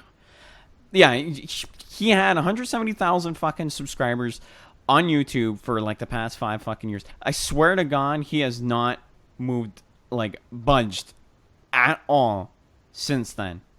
And he's still under 200,000 subscribers. Well, just with what you bring up, Phil seems to think that he is owed more because he's been around for a long time. I'm sorry, mate. This is the internet. It doesn't stop for nostalgia. It doesn't stop because you believe you're an OG. You have to work like everybody else. That's the bit that never seems to occur to Phil. You have to put in work to see rewards. He wants to do as little as possible and get as much as possible back. It don't work. Like, you just can't brag about being an OG when you really have nothing to throw down on the table to prove that fact. He hasn't improved as a person. He's always been fucking a shitty person towards other people. That's why he has such a bad rep. He's always got that fucking snarky, condescending attitude towards people, and that's why people don't like him as a person. But I mean, in Phil's world, people like him for who he is. That's what he wants to think. Even bad. then. Sorry, go ahead. I was gonna say it's especially bad now, considering how absolutely boring he is. I mean, you saw back in when we were watching the Say Don't Plays of, say, Call of Duty. They were actually fun to watch because you could actually get a reaction out of it. Nowadays, you can't get any sort of reaction out of Phil, no matter what. And it just makes him incredibly boring, incredibly bland, and it's just very difficult to sit there and watch anything that he does for extended periods of time without falling asleep because of just how absolutely asinine his commentary is. He's down to just describing what he sees now. He's not reacting, he's not adding, he's just describing what's happening on the screen. And the problem is that he's stubborn. He really is. He doesn't want to change, anything he does. He doesn't shut the fuck up when he's goddamn streaming. He has to make these obnoxious fucking things, sing, make fun of the person's name or make sexual comments and shit. He's been like that for God knows how long. Back then, I could understand maybe he was more genuine, but now, yeah, I agree. He's boring as shit. He's a poor man's PewDiePie. Yeah, I mean, incredibly poor. That's the key thing there. He's stubborn. I mean, he came around the time of direct capture, when direct capture was basically the only thing you can do. Yeah. When streaming was new and exciting, he refused to do that because he refused to change. He had tons of opportunities to be a top YouTuber if he accepted stream capture when it was popular. But because he refused to change, because he refused to bow to what was popular at the time, edited playthroughs, because no one wants to fucking sit there and watch 40 fucking parts of him failing at the same boss over and over again. Yeah. I mean, and now he claims that that's his charm, I'm the only genuine YouTuber left. Well, that's not getting you views. You have to realize, it's fine if you're genuine, and it's fine if you, stuck to your guns and everything like that, but it's not working for you. You're stuck in the same rut you've been stuck in for the past 5 to 6 years. And you refuse to realize that you need to adapt with the times. I mean, he just now started fucking edited his playthroughs, and not even his playthroughs, his fucking videos, and he doesn't edit them. He just intercuts them with gameplay and voiceover, and he spends 12 hours on a fucking 20-minute video. I'm the hypocrisy too. Don't forget about that. The minute he's been he was shitting on it for quite some time. You remember he's oh, all you do is sit on your tiny little computer screen with your headphones. I remember that pretty vaguely. This fucking squinting asshole, at your screen. Yeah. This fucking asshole sat there shitting on people doing that shit. And what does he go and do? Does the same exact fucking thing. Dude, you cannot fucking do that shit. I'm sorry, but you can't make comments like that and then go back to doing the same exact fucking thing. Surely, surely he wasn't playing on a tiny fucking computer screen, but the way that the projection is pretty much exactly what he was doing. He had headphones on, he's sitting behind his fucking computers, he's sitting behind his goddamn TV screen, playing games and shit, just doing the exact same shit that Phil was basically describing. He basically described himself in the future. Ironically. He's such a fucking shitbag. He really is. That's all he'll ever be in his lifeline. And he's never going to improve as a person. He's too stubborn. Yeah. And like you said, he's a boring shitbag. It's one thing you can be good, interesting, funny person. You can be absolute internet cancelling, bloody Keemstar. People will watch. What the internet doesn't have patience for is people who aren't either. People who are in the middle. People who are fucking boring. And like you said, he's getting really boring. And the internet moves way too goddamn fast to put up with that. Specifically that.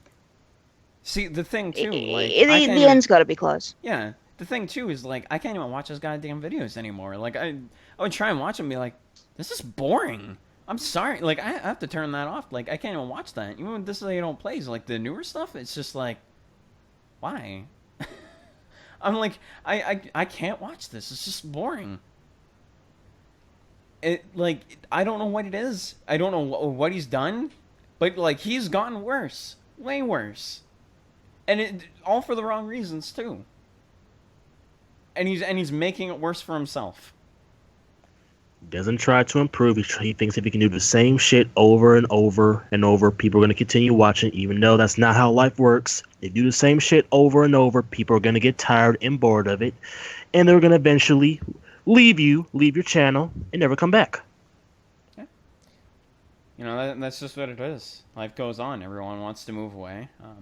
Well, people are still free to criticize what he does and shit, which I'm sure that's what a lot of people do. It's just genuinely who he is as a person. This is what his channel is. It's a fucking wasteland. That's what his YouTube channel is. That's what KO Gaming is. That's what basically every fucking website he's ever touched, his Patreon, everything. It's a fucking wasteland. If you want to know what a damn wasteland looks like, you can look that shit up on Google, and the first thing you see is his fucking YouTube channel. Damn. That's pretty much it. That's, like, as far as things go, that's just how, like, this is who Phil is. It really is. Probably the best way to describe him is that he's a stubborn, narcissistic prick. That's Phil. Yep. Da-da-da-da-da-da. And I mean, and part of me, literally, like, if Phil could improve, if Phil could, change for the better, I would wish him the best. I mean, I would want him to succeed. The problem is there's been time and time again that he ignores all criticism. He ignores all helpful tips that will help him succeed. And he just refuses to change. I don't want any fucking malice to come to Phil. I mean, if he improved his business, more power to him. Best of luck with you. But he doesn't do that. He's stubborn.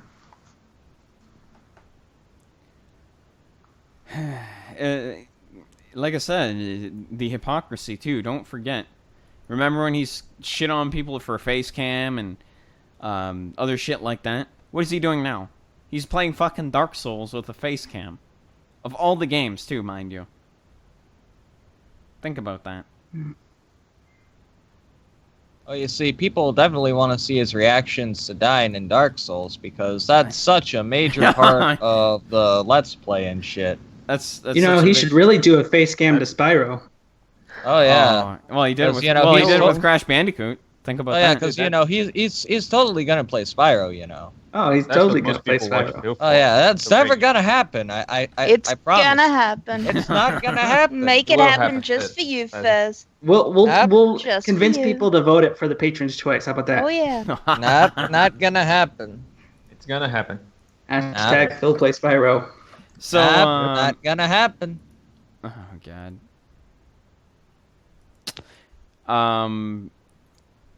So y'all hear about fucking Phil's back being a non-issue? You remember that? Oh my god. Oh, what do you mean? The Seattle Air completely healed it. He posted on Twitter, and here I'll link it over to you. He basically he posted on Twitter. Oh god, I can't even read this with a fucking straight face. Oh, I'm not allowed to Seriously, see it. it's a world of improvement from back then. Almost a non-issue now, because that's how crippling back injuries work. Yeah, Really? it's a non-issue now. Oh, well, I guess all those videos when you talked about a herniated disc, yeah, they were totally legit and actually Dude. meant something to your character and stuff. It Yeah, was- Oh yeah. It was in They just such a realigned bad themselves. state, and he claimed it could, like, his arms hurt, his neck hurt from the injury on his back. and now it's just Oh. gone. Yeah. Yeah, This is the back that was. He acts like an old man. He's still 30. Dude, I remember, like, there's so many times where he brought up his back, like, affecting his life and shit, and now it's on, like, oh, it's a non-issue now. It's a fucking. This is the back that's like, oh, I need surgery because it's not gonna be better without surgery. And fucking, it's like, oh, I moved across country. Oh, my back's fine. It's a non-issue.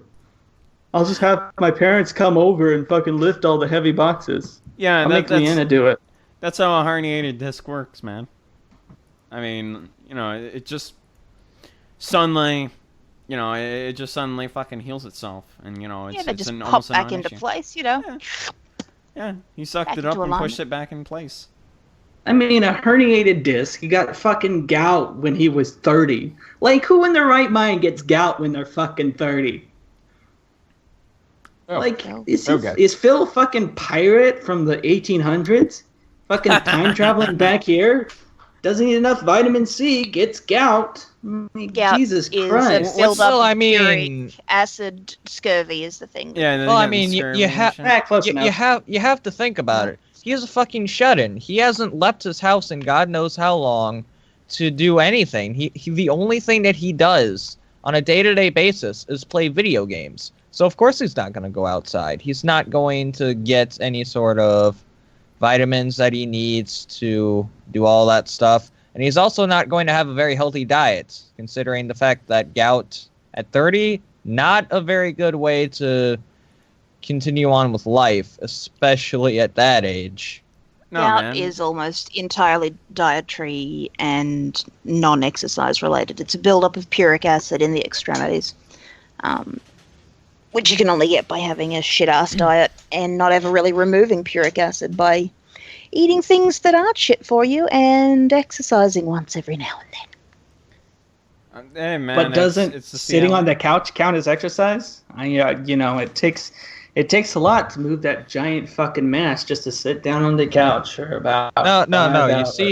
see, the thing is, you're exercising your hands. The Well, I fingers mean, are moving. What are you At least talking we about, know man? his forearm muscles are pretty strong. I'll tell you that. What are you Oh, talking about, yeah. man? I got some big ass legs just from sitting on my fucking bed all the goddamn time. Just You from lazy sitting up ass. and You down? just walk around. Big ass legs. No, I got some big ass legs because I'm Canadian and my healthcare can afford it. Okay. Wait, what are you talking about? The PlayStation Move is an exercise? What? Didn't he like hurt his foot one time playing? We always bring that up. Like he hurt himself playing fucking Wii Sports or some shit. It wasn't even that. It was a console game. He rolled his ankle somehow.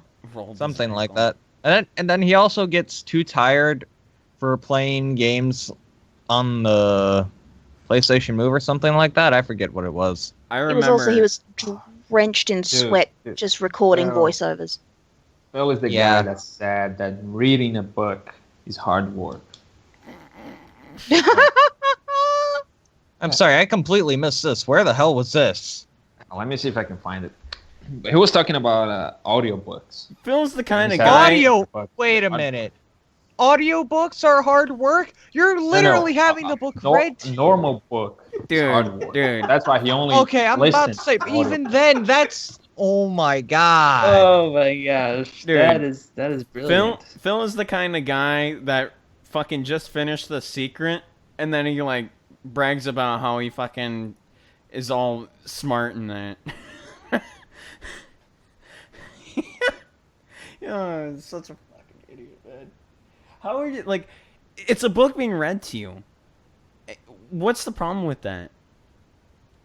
There's Maybe nothing the wrong with pages that. are sticking because he tries to read them during the pre-stream. Oh. The No. pages, an audio book can fucking stick. No, I was talking about reading because, books. turning the pages is like hard work. You gotta move your fingers. You Jesus gotta use like your brain I to read a book. So that's hard to fulfill. gotta ruin the joke. I see how it is. Yeah. Like, and you can't think of any good joke, so you're like, oh, that's a good joke. How can I ruin it? Fucking Phil. I don't know, and he's such a fucking jackass. Let's see. Oh yeah. Shit, I have to look at this in incognito because Twitter changed their stupid thing where you can't see blocked tweets. All right, let me show this. I honestly really Alright. hate that because it's like, oh, I'm blocked. So, Fuck. has anyone seen the new Ghostbusters? At all? Well, Fuck no. No? well, I'm Nope. sure Loophole was Loophole going to would be our world to the. It's- I'm sure Loophole would tell you, but man, you know where he is. Yeah, it's too bad he ain't here. Basically, Phil said, anyway, it's not like Ghostbusters could bomb harder or Twitter could actually turn a profit. And there are reasons why. No, back to my vacay. Okay, so he just kind of makes a quick little passing mention about how Ghostbusters was a terrible film. And then he's like, oh, back to the fucking staycation. First of all, the term vacay is so fucking stupid. It's stupid enough. He didn't even use it once. He used it twice in the same cheap tweet chain. Like, oh, back to my vacay. It's not a vacay. You're fucking 30 minutes from home, you dipshit. That's not a fucking vacation. It's a staycay. It's not even a staycation. Staycation, oh, I'm going to stay at home and, not fucking work. It's a like, oh, how can I spend $1,200?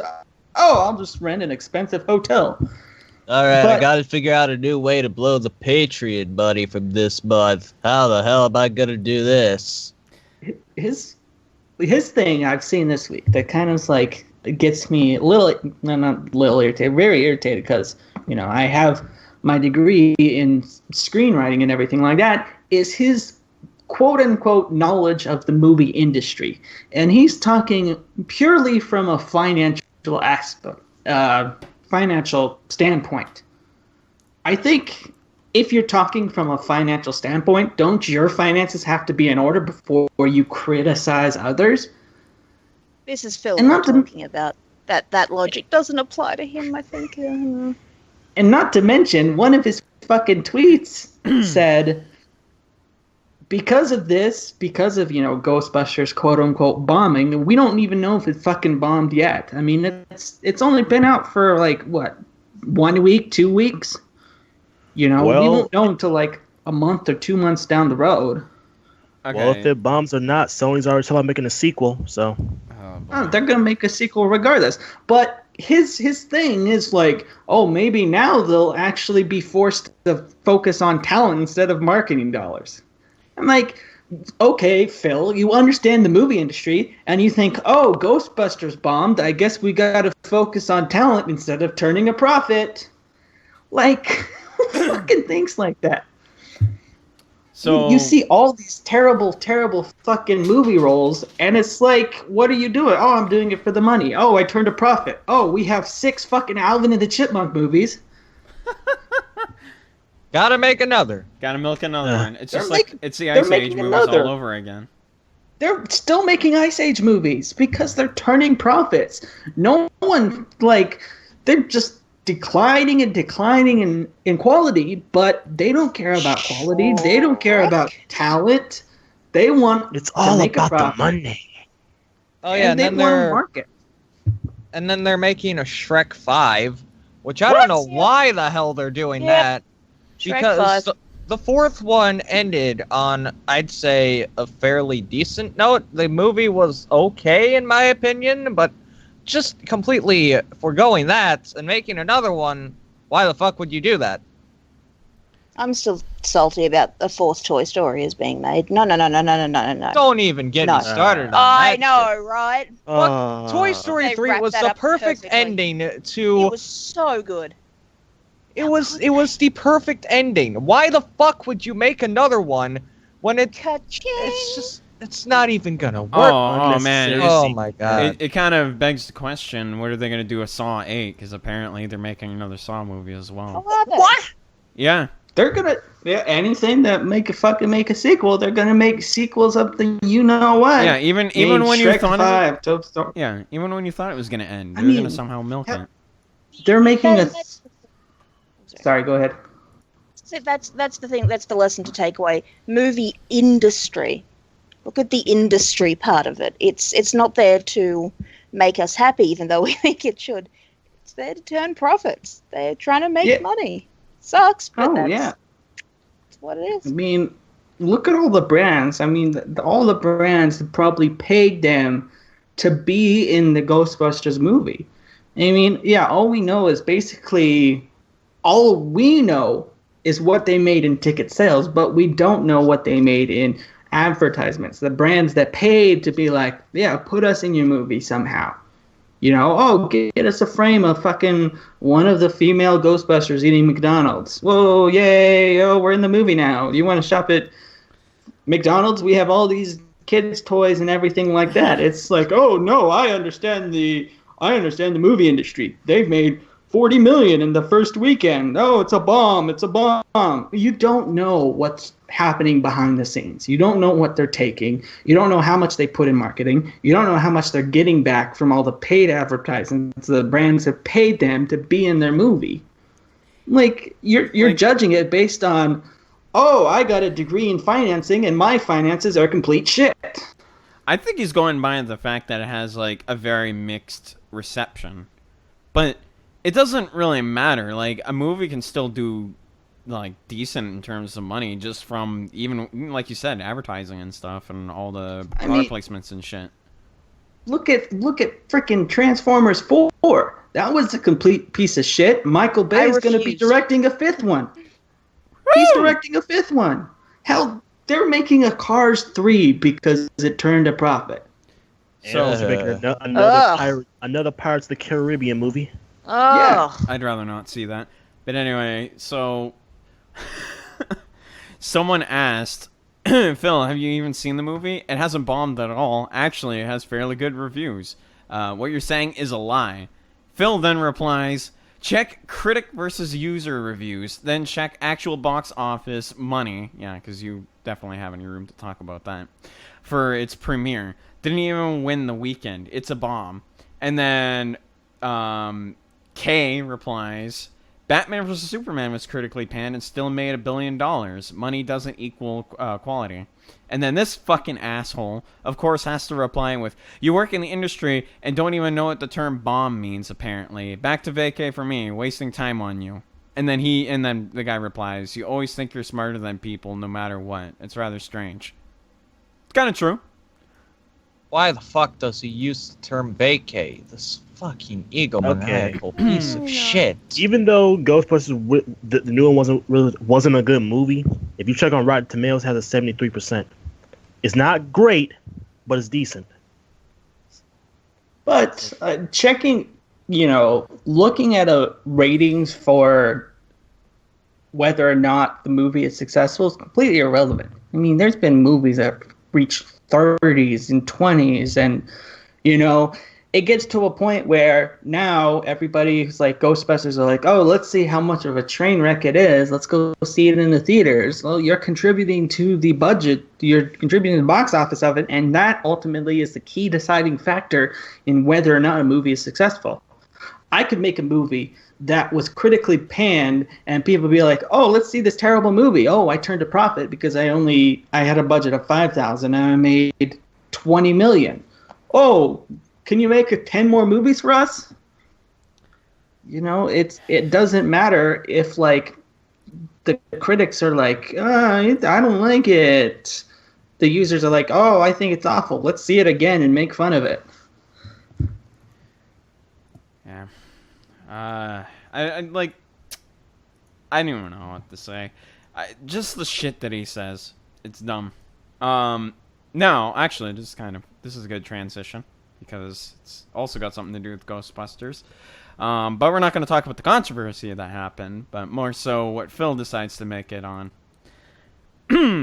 He says, so if you're a normal person abused on Twitter for years, they don't care. If you're an actress in a terrible reboot, staff move mountains. What are you guys' thoughts on that? What do you think?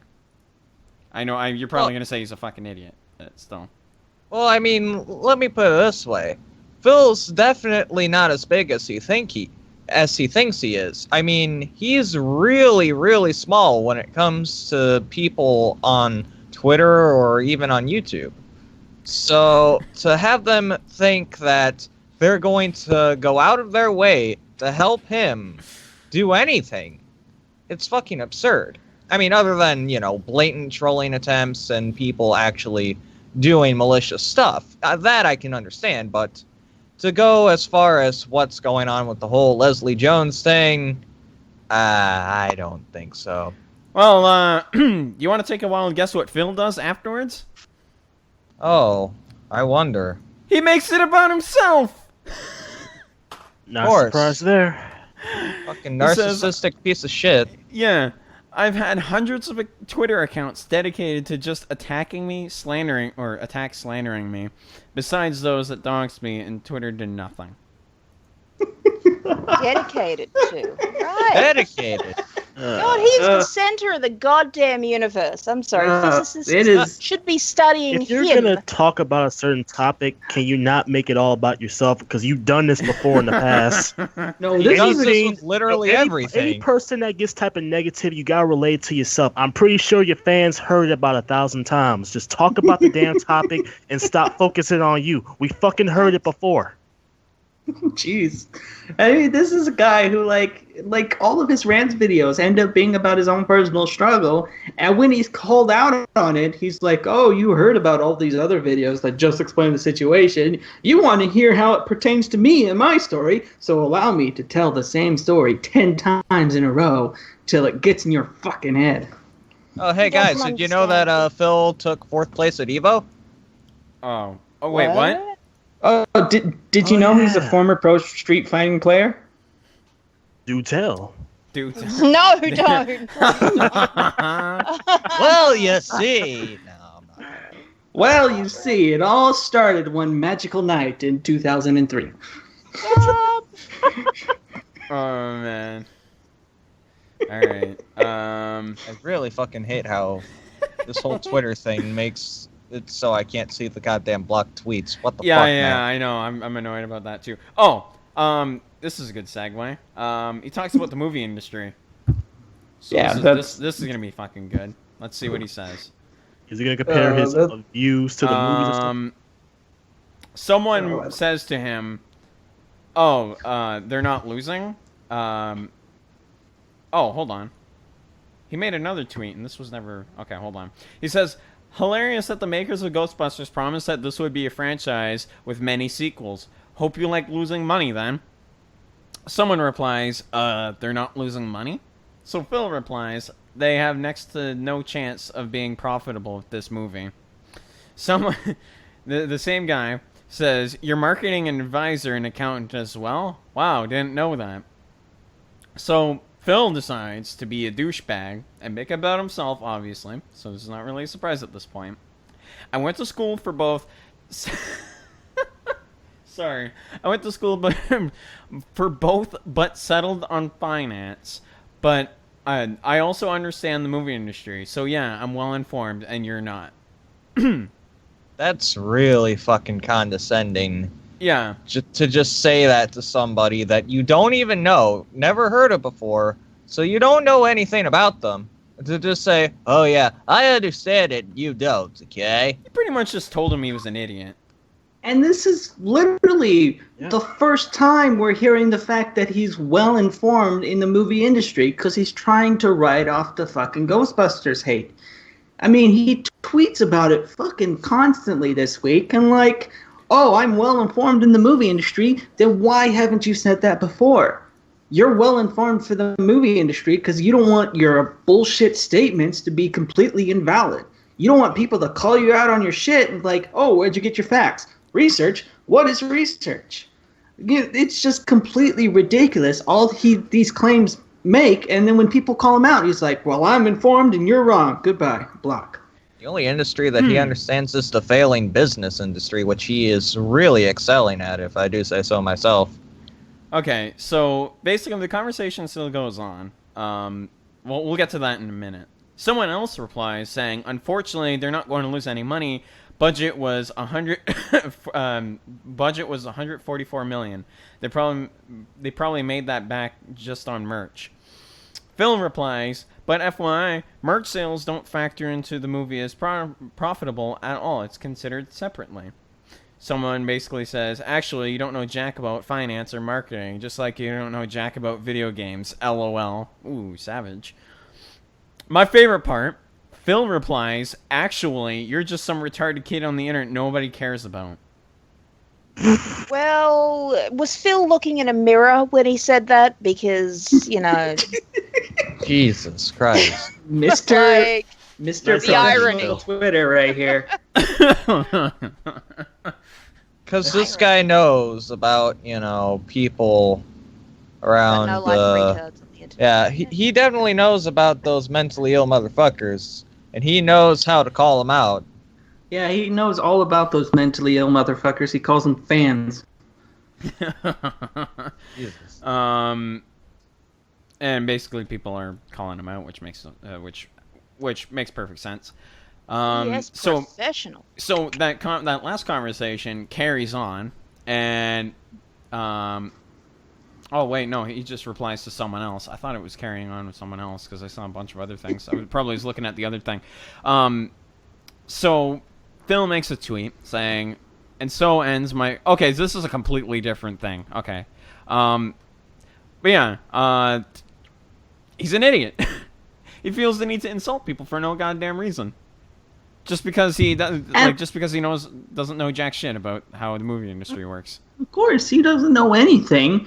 And he's fucking like, he said time and time again, oh, this is my professional Twitter. Like, and then he goes and do something like that, and he's like, oh, you're actually some retarded kid on the internet.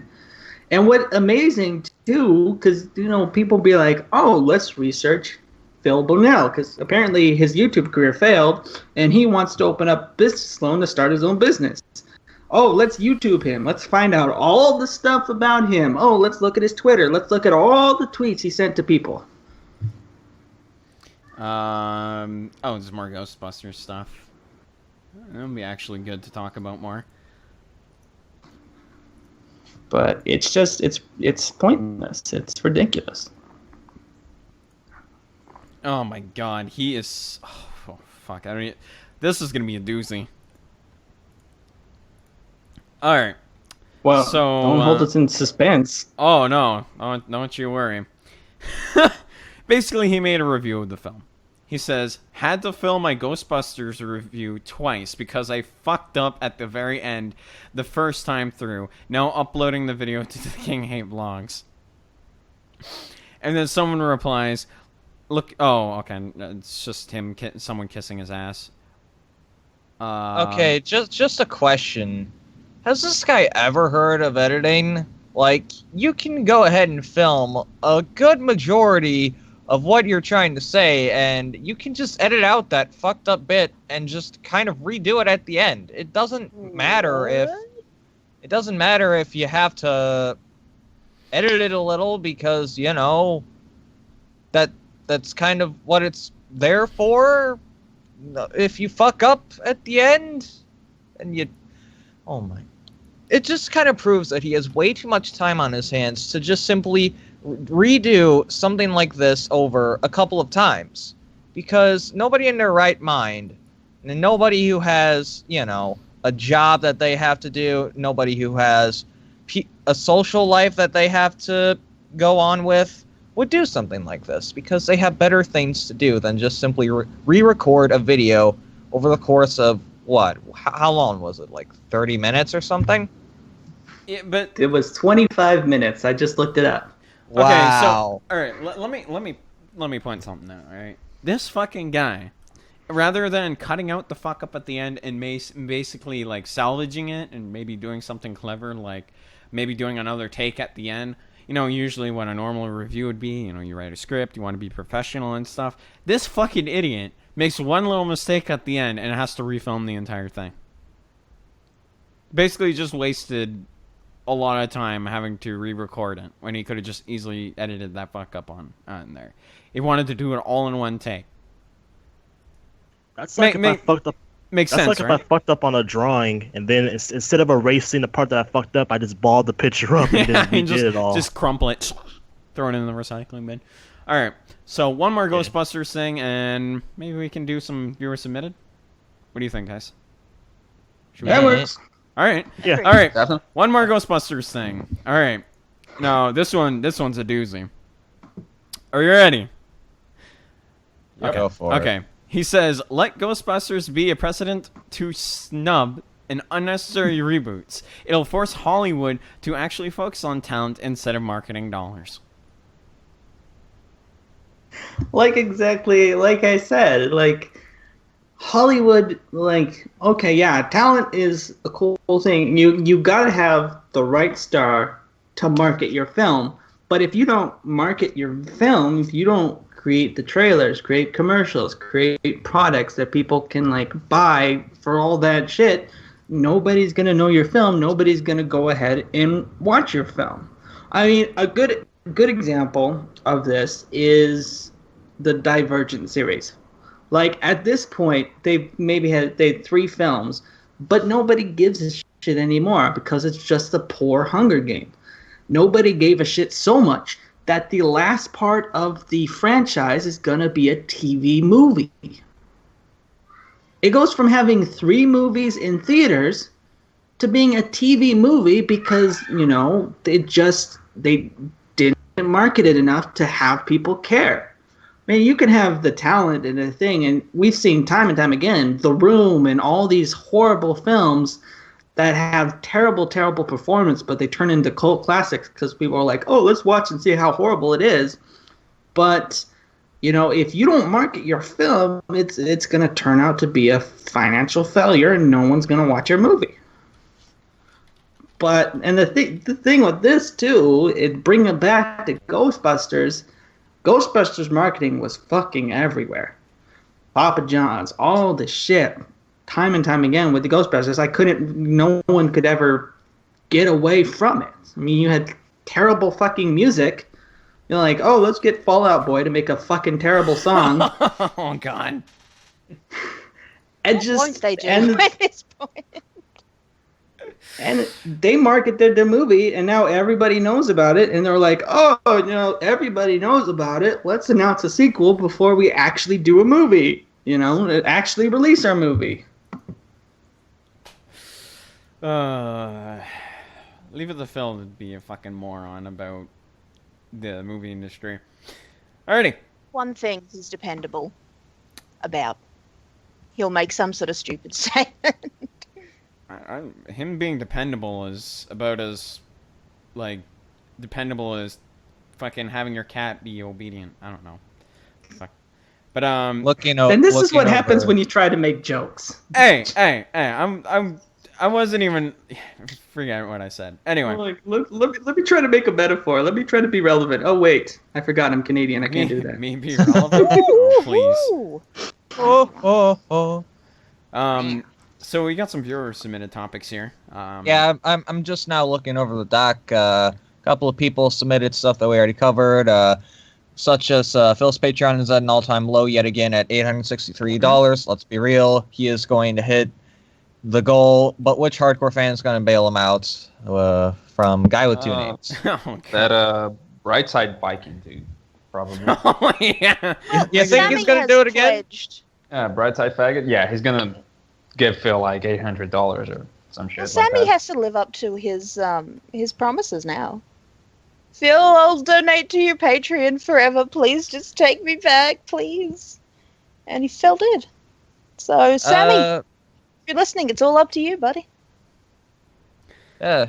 I mean, Money well It's gonna be one of them, definitely. But I think didn't Sammy withdraw his pledge for that month or something like that?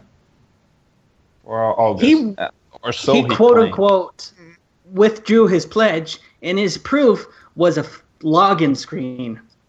Like, okay, first off, his proof was his profile where it showed he was still supporting Phil. Then he updated the tweet to show a picture of the login screen. Jesus Christ, he can't even fucking take care of that. He can't even say. He can't even be fucking consistent. Bless him. That's how much of an idiot he is. All right. Just give me a second here. All right. So I'm gonna read one of the. Man, a lot of people like to talk about Phil jerking off for whatever reason.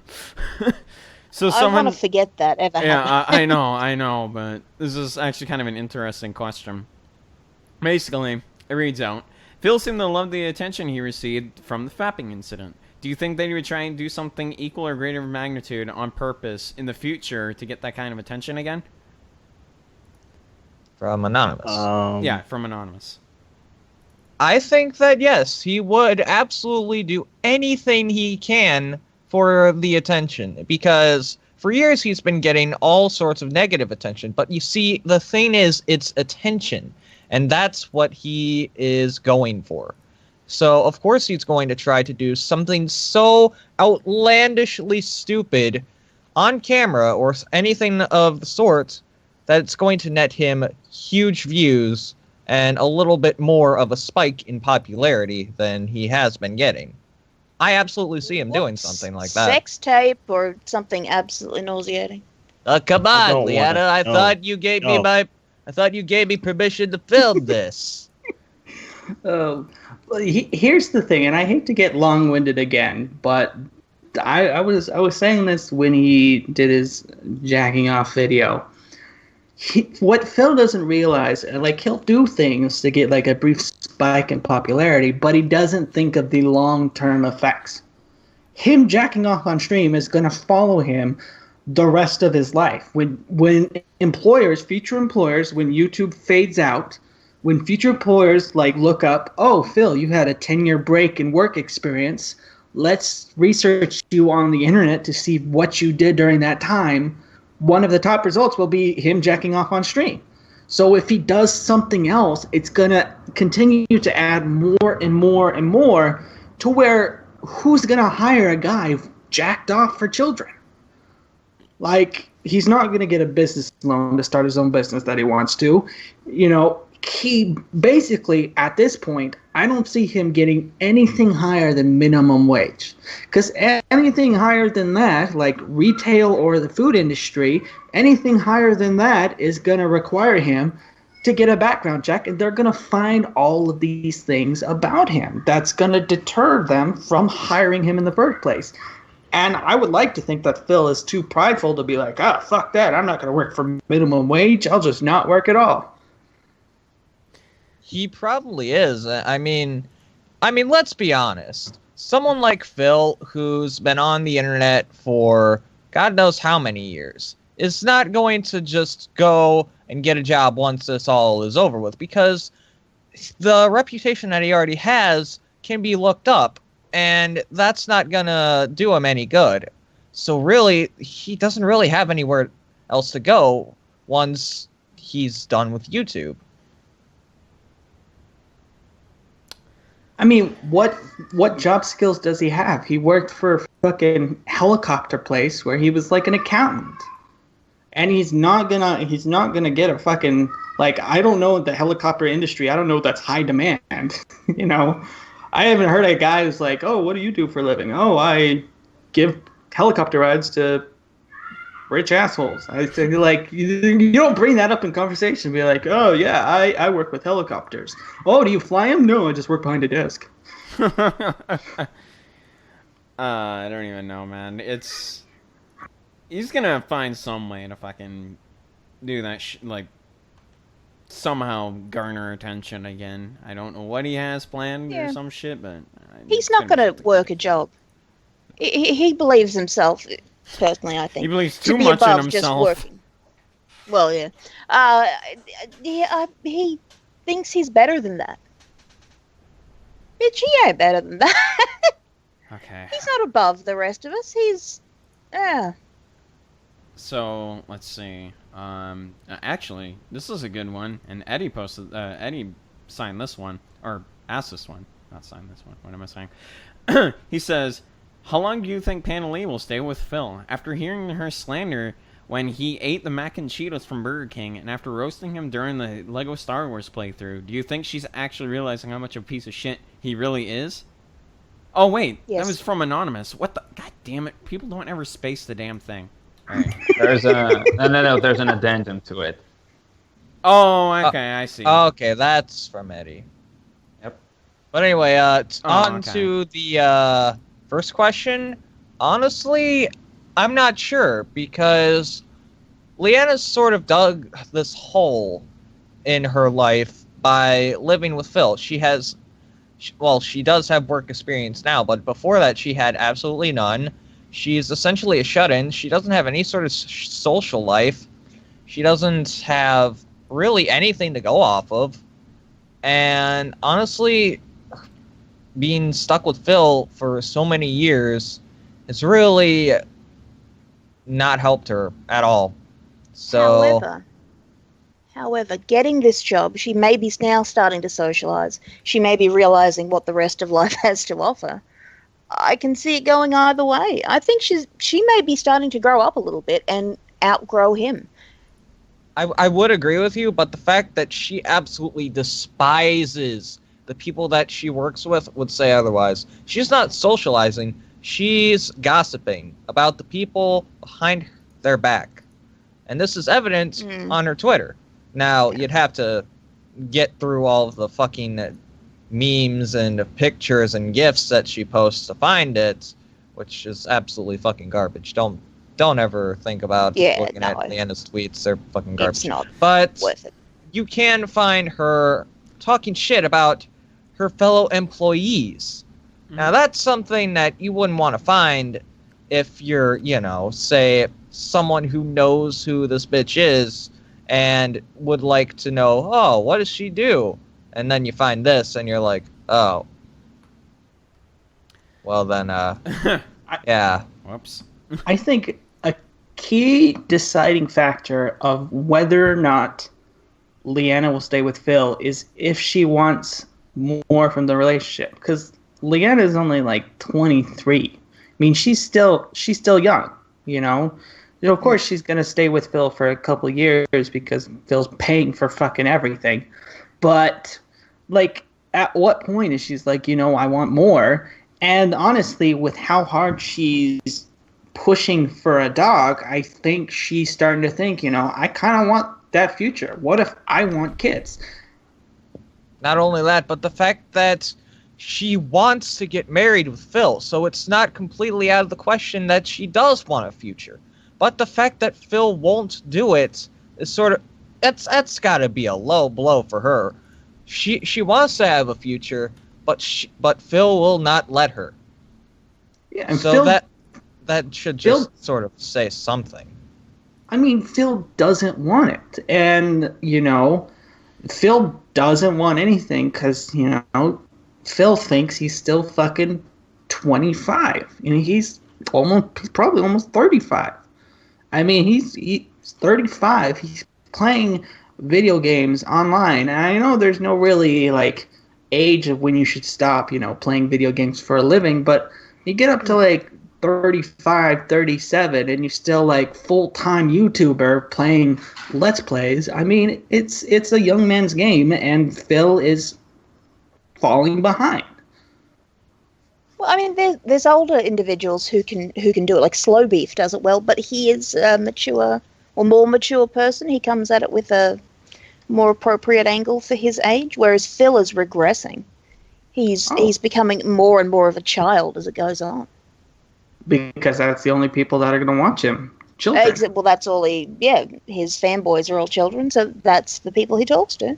I mean, no one in their right mind is going to listen to fucking shitty cocks for 4 fucking hours in a playthrough.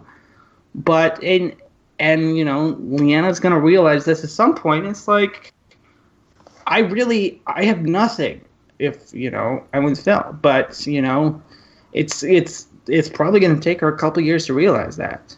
Which, like I said, the only reason she's probably still with Phil is because Phil's fucking paying for everything. Yeah. Phil's paying for the mortgage. Phil's paying for the car. Phil's paying for her soap business. I mean, she just now got a job and a driver's license. But, I mean, what bills does Liana really have to pay? Yeah. Probably not a goddamn thing. She'll go when the money goes.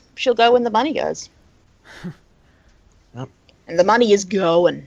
Um, Well, I mean, considering the fact that he spent a good portion of his money on the staycation, yeah, that money is going to be leaving pretty damn quickly. So I don't really see this relationship staying for too much longer. I'd give it like less than a year, to be honest.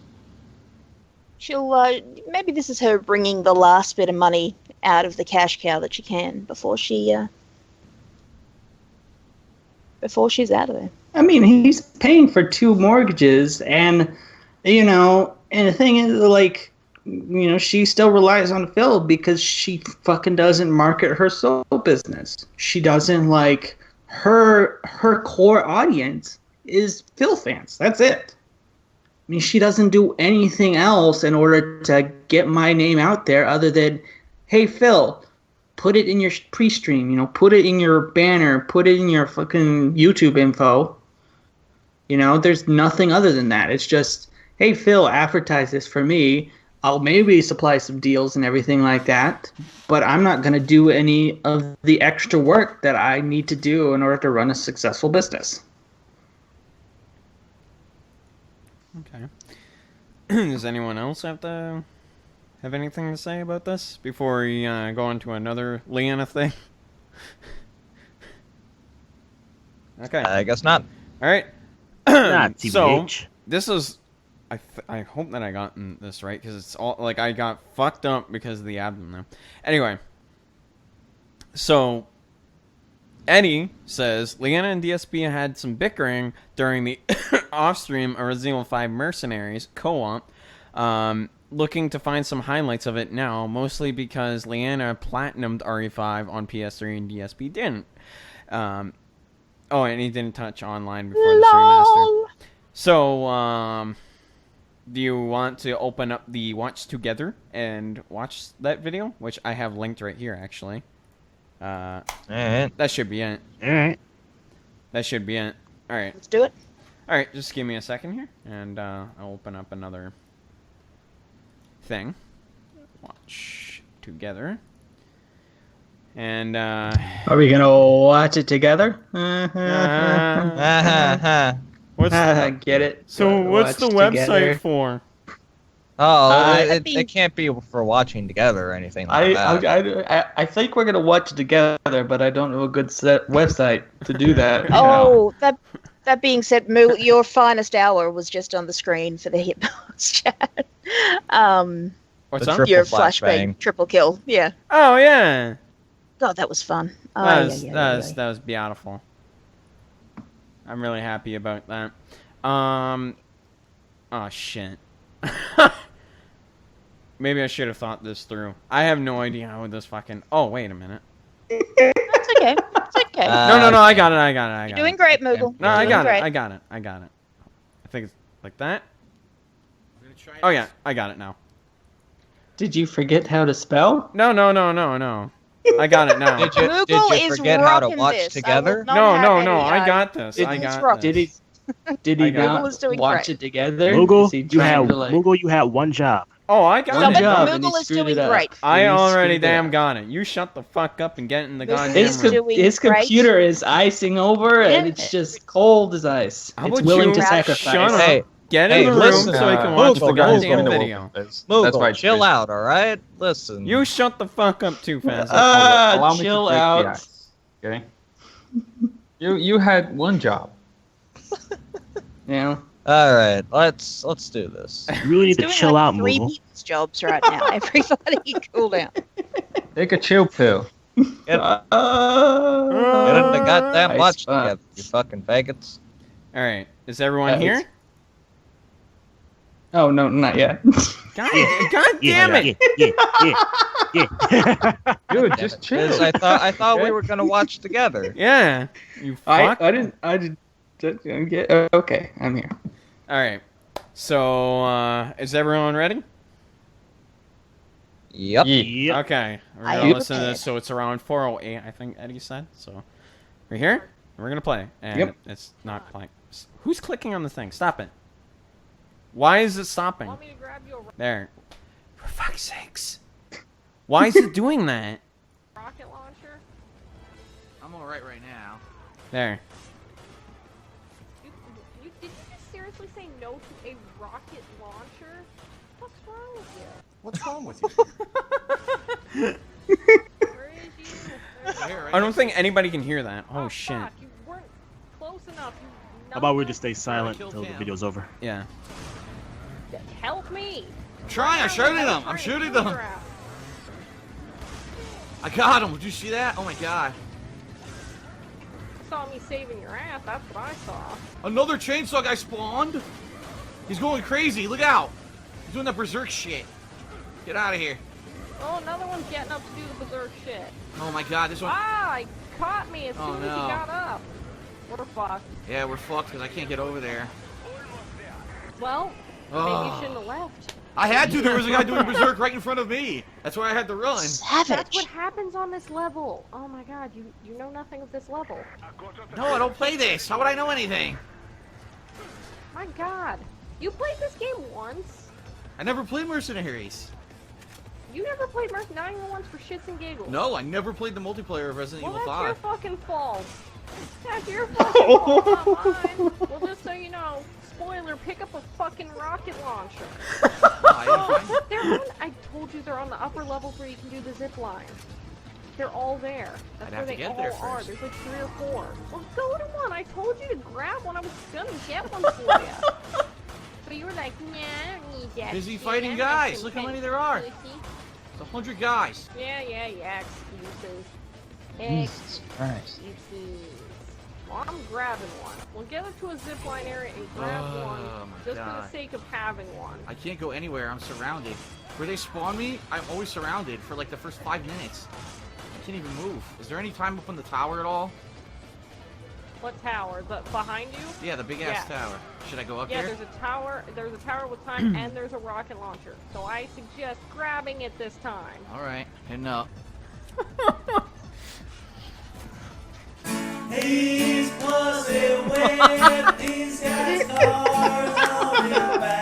These dudes keep spawning on my nut. Yeah, now you see what I was going through. And Yeah, well, I'm also out here sniping to save your ass. You know how many dudes I killed on the freaking ladder for you? At least 6. Jesus. Damn. He was a fucking God, she must have savage. hit him a bunch. Yeah, I did. I hit him like 7 times. Did you grab a rocket launcher? Yes, you did. Good. Yeah, I got it.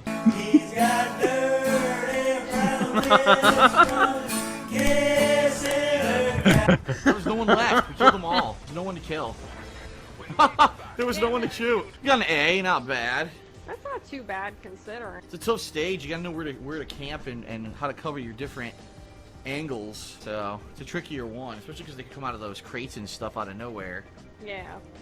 We did all right. Fuck all these motherfuckers that want to come and snuggle. Club and Sheva don't do that. You go to the clubs for fun, not for cheap hookups. You go to Alright. Alright, that's enough of that. price drinks, not for yeah. some hands. Oh Just my talk god. about the That's same enough ride. Do we of have to that. watch the whole thing? Insta-kill guy. That's enough of that. That gets the point across. Yeah. Oh, she is Wow. cutting Shit. off at the balls. That is emasculating. Just Dude, knackering. God. Fucking destroyed. What a bitch, though. No, sorry, but what a bitch. That's your significant other. Holy shit. That's what happens Fuck when that, someone lives gotta so long demasculate. together with Phil. Oh, just straight off. Just he's got literally like he can't sit down. The disdain, for him in her voice. Just how like. Oh, but So- then again, I'm not gonna feel bad for Phil because Oh no, not a chance. But still, not a chance. not a chance in hell. Absolutely not. He got every single bit of that coming to him. That'd be probably the last time he does fucking co-op with Leanna in a while. Oh, yeah. Oh man. What type You're of probably so relationship salty is after this? that too. You, They hate each other. They just he, straight he, up hate he probably took her in the back after recording and was like, "All right, listen here, you stupid bitch. I don't like how you fucking demasculated me in front of all my fans, I okay?" was sniping like 100 guys up on that ladder for you. Come on, but I didn't grab the rocket launcher in time. Told you where it was, old man. It was up on the lid. Oh my god! Dude, your fucking voice when you do that is amazing.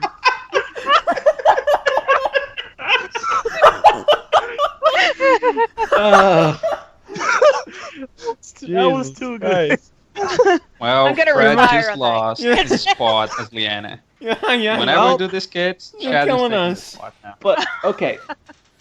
Interesting thing to note though is they were both in opposite rooms. Imagine if they bickered like that in the same room. Oh my god, it would have been so much worse. He would break her neck. Jesus. I don't think he would have gone that far. All right then. Straight up, I'm That's tired what of we're listening talking about. He would turn on the face cam and he would break her neck on camera. Listen, So he'd get more. Jesus. fuck it. That's gonna be his next Fuck it, stuff. He's I'm whacked fucking off on sick of camera, this now he's dumb gonna bitch. murder her. I'm sick of this dumb bitch. She's gotta go now. I don't care. It'll be You like don't have the balls to snap be my like the, neck, uh, old Oh yeah, man. that was bickering on the love seat during the Godfather. Nothing. Oh, It'll It'll be God. like that. So It'll be like that was neck so snapping bad. from Man of Steel. Nothing increases your stream attendance like third-degree murder. I'll tell you that. God Oh, damn yeah, right. whacked off. It's only up from here. Yeah, murder a bitch on camera. You can get some views. Yeah, you'd be like, yeah, I'm the guy who jacked off on stream. I'm also the guy who killed my girlfriend on stream. But you know. But if the court would please look at Exhibit A, you would have too. Moving on. Okay, so here's another one. Would Phil's staycation even happen if Pokemon Go didn't come out? Sounds to me like he'd need either a different mobile game to distance himself as far away as possible from any interaction with Leanna. Submitted by Maury. They still would have just stayed inside and watched some fucking movies, so. And he probably would have found another mobile game to play, so even if he didn't have Pokemon Go, he still would have found something else to do, so. Just watch Yeah, but more movies. that did eat up quite a bit of his time, as seen from his Instagram. It got him outside a bit more than I think he would have on a staycation. He probably would have just stayed in and watched a few more Blu-rays. And I would want to give Phil some credit. I would think he planned this like a little bit in advance, you know, not even considering Pokemon Go. So at the beginning, he was just basically shit talking it. But, you know, this doesn't really seem like something you can plan last minute. Yeah. Mm-hmm. I don't know. I think it's stupid. Like, I understand maybe just going traveling and stuff to play Pokemon Go, but going on vacation just, like, to play it? I don't know. That's kind of retarded. Like, you go on a vacation for a reason, right? You want to go places and stuff you've probably never been to. Not go around and fucking play cell phone game all day. Fuck that. Gotta play that It's- Pokemon Go. Got to catch 'em all, man. Catch 'em all. Ooh, moving on. Yeah. Here's a good one. Given that Phil and Leanna are on their staycation, do you think Phil is 0 for 2 with vacation underwear time? Submitted by Mr. Oh. Drifted Fawn. Oh, God. Yep. I mean, that goes without even saying. I mean, Both there's playing absolutely no way that they're going to have any sort of contact in a sexual way. There's no I don't want to possible see way. your Weedle, old man. God damn it. I'm trying to Gotcha. catch a Pidgey over here. Oh my come god. on. But I want to get my Squirtle wet. You guys are You can do awful. that stuff on your own time, old man. Get on your Instagram and tell them about my soap, okay? Oh my god. That's too good. Jesus Yeah, Christ. I Fucking can't kill do me. accent. So. So, you want to do a few more and then move on to gaming? What do you Oh think? we should probably do. Oh man. All right. All right. It's Do you that time. do you want? It's that time. Oh, okay, of, okay. Listen, I You know you what's do about yours. to Yep. happen. You do yours, and then It's- I'll do mine. All right. It's that time of the show, everyone. Oh boy. Mr. Heavy Metal Hide your Gamer kids, has people. a question. All right, here we go. Since it's my birthday today, and I may or may not be listening in, if it was Phil's birthday, do you think Leanna would bake him a cake, buy a cake, or do a cake farts film right in their home? Do you think she would be perfect for cake farts films? Submitted by Heavy Metal Gamer Show. She ain't got that ass. She can't do cake fart shows. Why do I know Did what you do that some is? research? I've been on the internet. It's popped No, up. I'm saying like you're like you know what it is, okay, yeah, but you're like you studied Liana and you're like she does not have that. Just assume. People keep sending me these gifts. They always seem to be stacked in the back. Little in the middle, but they got much back. So Got a broken back. Okay. So I have a really funny one. It just made me laugh for like just because it's so silly. Basically, someone said Phil's recent multiple rage quits in 1 week. If Rooster Teeth was to reboot its video series Rage Quit with DSP, do you think it would be successful, or do you think it would help turn Phil's business around for the better? I don't know why that's so funny to me. What do you guys think? And the Bills get a shit ton of. This Bills get a shit ton of dislikes. They'll be like, who the fuck's this guy? I hate this new guy. Yeah. Anything with fucking him on it, just straight up, just dislike it. Yeah, bring back Yeah. Bring back Michael. bring back anyone. Bring back that child molester Bring back from Jeff down the road. Ramsey. I don't know. There you go. Oh man, that was a really funny one that I was reading. I guess for gaming, let's see. Oh, has anyone gotten a chance to play Anna yet in Overwatch? I have, and I shit. absolutely Overwatch, suck I at don't aiming know. with her. Okay. Well, like not everyone got to play her, so it's not going to be taking over the damn podcast. Just for a few minutes, all right? Well, we'll move on to the other things. Don't worry, guys. Anyway. Anyway, all right. So let's begin. Anna. Oh my God, where do I even begin with this bitch? Aiming with her, very difficult. She's a sniper. That comes with the territory. The grenade, really fucking good, if I do say so myself. Increases heals to allies, nullifies heals to enemies, and it causes damage to enemies as well. So overall, that grenade, really good. Sleep dart, though. Oh my God, that shit. It can stop it can stop flankers, it can stop major damage dealers. Just it completely nullifies them from the game. Completely removes their existence. It's really good. And then the nano boost, if done correctly and onto say a Genji that's ulting, can be an absolute game changer. Can absolutely change the game and make your team win. But that's in the right hands, of course. Now, you got to think all those people that main Hanzo and Widowmaker might try out Anna because it's a sniper, and then well, you're not gonna be really going anywhere because they can't aim for shit. Alrighty. So let's see. So, one thing about Anna, though, I was trying her earlier on training mode, and I've noticed one thing. Her hip fire, when she's firing from the hip, you actually get no spread. So you aim, you're just going to hit it's that just spot. a straight shot because it's a bolt action Yeah. rifle. Yeah, so it's a straight shot. Why and... would it spread? No. I mean, like, you're not going to lose the aim. That's what You mean Right, recoil? I mean, yeah, basically, you get almost no recoil, and actually, it's really useful. she gets like into a close quarters fight, she's gonna be a little bit better than a Widowmaker if you know how to use her. Okay. And You've got steady hands. I think that's yeah, what she Anna got comes steady down hands. to. Yeah. So, yeah, I haven't gotten a chance to play her myself because, well, I just downloaded the patch. But I'll probably play her later tonight. Who knows? One of the more interesting facts of this patch was the whole May issue. Yeah, I was just with about the to bring walls. that up. Fixed now. It Yeah. got Oh, fixed by the yeah. way. It's fixed, but It for got the hot short fixed. time. Yeah, it got hot Yeah. fixed. But for the short time, essentially what would happen is May's walls would not go away, and you could essentially create multiple walls. What So you had to can do- imagine how broken that could be. But actually, you had to switch characters, then switch back to May, and you could build another wall. It's crazy town. It is pretty crazy. So let's see. It's like Blizzard's Wait, breaking the game I with actually- every new patch. They fixed it again. Oh, yeah, actually, I got one from June 2016 MPD, the video game sales. All right, number 1, Overwatch.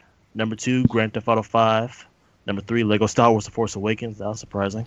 Number 4, the Doom reboot. Number 5, Mirror's Edge Catalyst. Number 6, Uncharted 4: A Thief's End. Number 7, NBA 2K16. Number 8, COD Black Ops 3. Number 9, Destiny the Taken King. And number 10, Minecraft. So it looks like fucking Overwatch took number 1. So.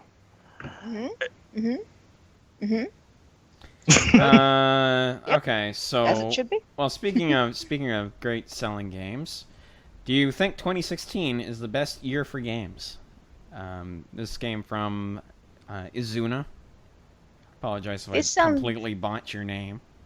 Sounds like a question that's going to have us like ripping each other's throats out. Going like Yeah. yeah, going Really nervous right just at everyone's necks. Like you better not say this. You better not say that. now. We're all holding knives. yeah Honestly- into each other's throats. I don't think so. I don't think it's like the best year for games because there's gonna be. It's actually been 2017. pretty mediocre at best because we've gotten a lot of really mediocre games. Quite frankly. But then Do we have to again, quantify Kinda, it? yeah. Yeah. Gaming gets think- better at the end of the year usually. Yeah. So, I think compared to 2014 and 2015, this is probably the better year. oh, that Yeah, kinda. I think 2017 is gonna be a really good year though, with Nier Automata and The Last Guardian, which are the biggest games that I'm looking forward to playing. Actually, the Last Guardian. Last Guardian comes out. Last Guardian's this year. Oh, is it Yeah. this year? Yeah, it's this year. Actually, We've got- I have that, I forgot. Oh shit, I that forgot one about that. PS4 game that with the biker. It's just because we're on like the tail end, right? And I Sorry. completely forgot that was coming out. Yeah. This year. It's still too early to tell. I think Yeah. but then again, we've gotten Doom, we've gotten Uncharted, we've gotten Overwatch. These are games that people are still playing to this day. I mean, I'm still waiting for Russian roulette for the VR. So, I don't know. Right. but Oh god. but no, I think there's tons of possibilities. So I mean, at least I'm waiting for No Man's Sky, and if that turns out to be like everything we want, that's gonna be an amazing game. But it's still July, so Yeah, it's unpredictable at this point, really. But I mean, you've got Last Guardian, you've got No Man's Sky, you've got all these games. I mean, except the Last Guardian, we've been waiting fucking 17 Forever. years for it. Yeah. Yep. Since fucking Shadow of the Colossus. But yeah, I really can't wait for it. When is this supposed to come out? December? Or October? The Last Guardian. Last Guardian. I think they said October. Oh damn, that's gonna be a good month. for Yeah, me. it's like October 6th, I think. It's pretty. Dude, that's gonna be a damn good month for me. All right, that's cool. All right, let me see. Well, I guess if we're gonna talk about best games, let's talk about worst games. What are the worst games we all played? I haven't played any shit games so far.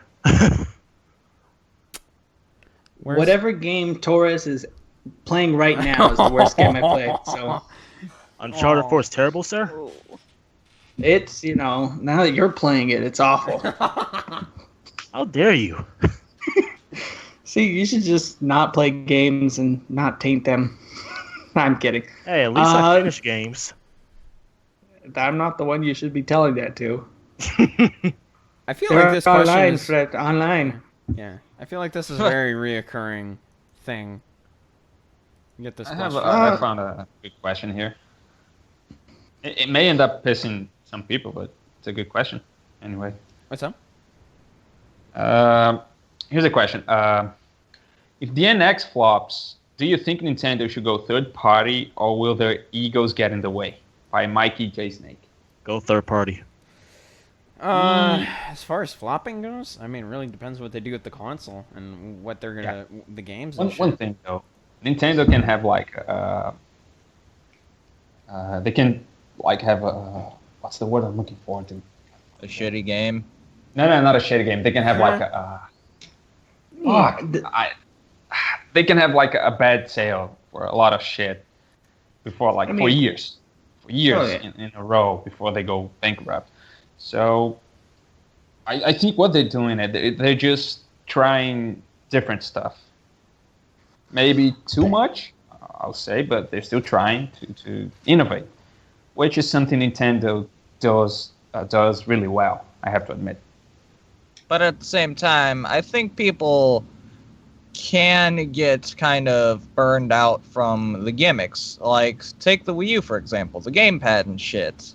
The whole thing with the gamepad and that, it's just kind of... Yeah, it's unnecessary at most.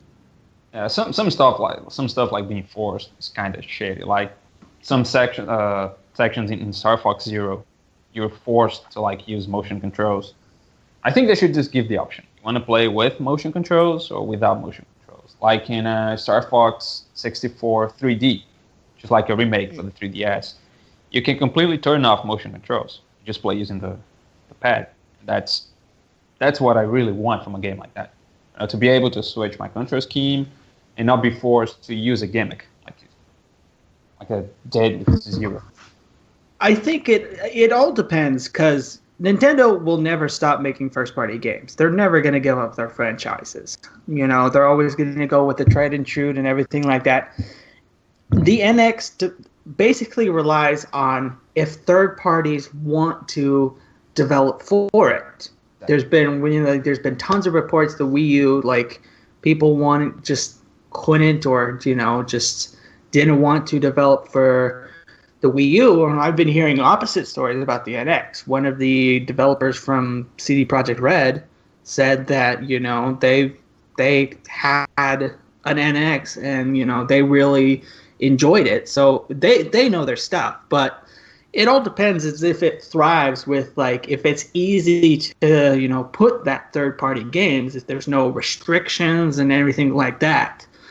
But I don't think Nintendo will ever stop going first party. Yeah. Dude, and let me just call out this shit I just saw in the chat. Friend. Brilliance, he's just saying there are dozens of classics on Wii U and about 5 games worth playing on the other consoles this generation. First, you buy a new console to play new games, not old games. If I want to play old games, I'm going to get an old console. I don't give a fuck about just playing DS games on my Wii U all the time. I want new games. And sorry, dude, but just playing Mario, Zelda, even though I love Zelda, it's not just, oh my god, I'm not going to play just this shit. No. I want new games. I want third-party games. You're just talking shit, dude. It's like, what games does the Wii U have? They're so awesome. I'm going to be... Oh, sorry. Oh, go ahead, sorry. Oh, I was going to say, I'm going to be completely honest. I bought my Wii U 2.5 years ago, and I have not really touched it at all since I got my PS4. So... Exactly. It's not only exclusive games that make a fucking console. Yeah. Multiplayer games. Dude. There's Nintendo fanboys keep on damage controlling, but you won't have any games till next year, so I suggest you stop. Well, and truth be honest, I'm gonna play neutral party on this too. I mean, realistically, the you can't really say, oh, this game has no games, this blah, blah, blah, whatever. Nintendo will always have its fans because that's what they grew up with. Sony will always have their fans. Microsoft will have their fans. So even though you may think, Nintendo has no games, Sony has no games, that's not true. I mean, that's just your opinion based on, emotions and everything like that. And that's good because something that you have, that can involve all those emotions, that's good because that product means something for you and everything like that. But it's always going to be different from anybody. Everybody's going to think, like I bought an Xbox One because I wanted to play a couple games. Mm-hmm. But still, I prefer the PS4. Now, if a multi-platform game comes out, I'm going to buy it for the PS4 because that's, I grew up with all the Sony products and everything like that. But if you open yourself up, you're going to find a lot of those hidden gems that you think, those other consoles have 5 games. And it's like, well, there's games that you haven't heard of that you haven't really gave a chance to impress you. Pretty much. I'm gonna be completely honest. As I said, I bought a Nintendo console. I bought the Wii U because, well, a lot of my friends had Smash Brothers and Mario Kart and stuff, and I figured it'd be fun to join with them and play it. Right? I got my hours worth out of it. I get burnt out eventually, though. If I play a game for long enough, I'm just gonna get tired of it, and I want to move on to better games or newer games. It's like a breath of fresh air. It's the same thing with Overwatch. If I keep playing the game, I'm gonna get burnt out on it eventually, and I want to move on to better games. Dude, it's like if you only play in one platform, you're gonna end up saying that the platform has no games, but because you've played all of the games available for that platform, it's basically that. And one thing, dude, if I said that the Wii U has no games, I would be lying. It has games. It may not have a lot of third-party games, but it has good games. Has a lot of good games. Yeah. Like don't get me wrong, there's some great games like on the Wii U. The problem is that there's no games that I want personally on the Wii U. It's really down to personal perspective if you really think about it. I mean, I'm not super into hold on a second. I'm not super into like Mario and shit as much as other people are. I love Zelda games, but Zelda games are kind of like an annual thing for me. I'll beat it, and then I will probably move on to something else much later on. Like, it's not something I would like play at 100% completion and then keep playing over and over again. It's an annual thing for me.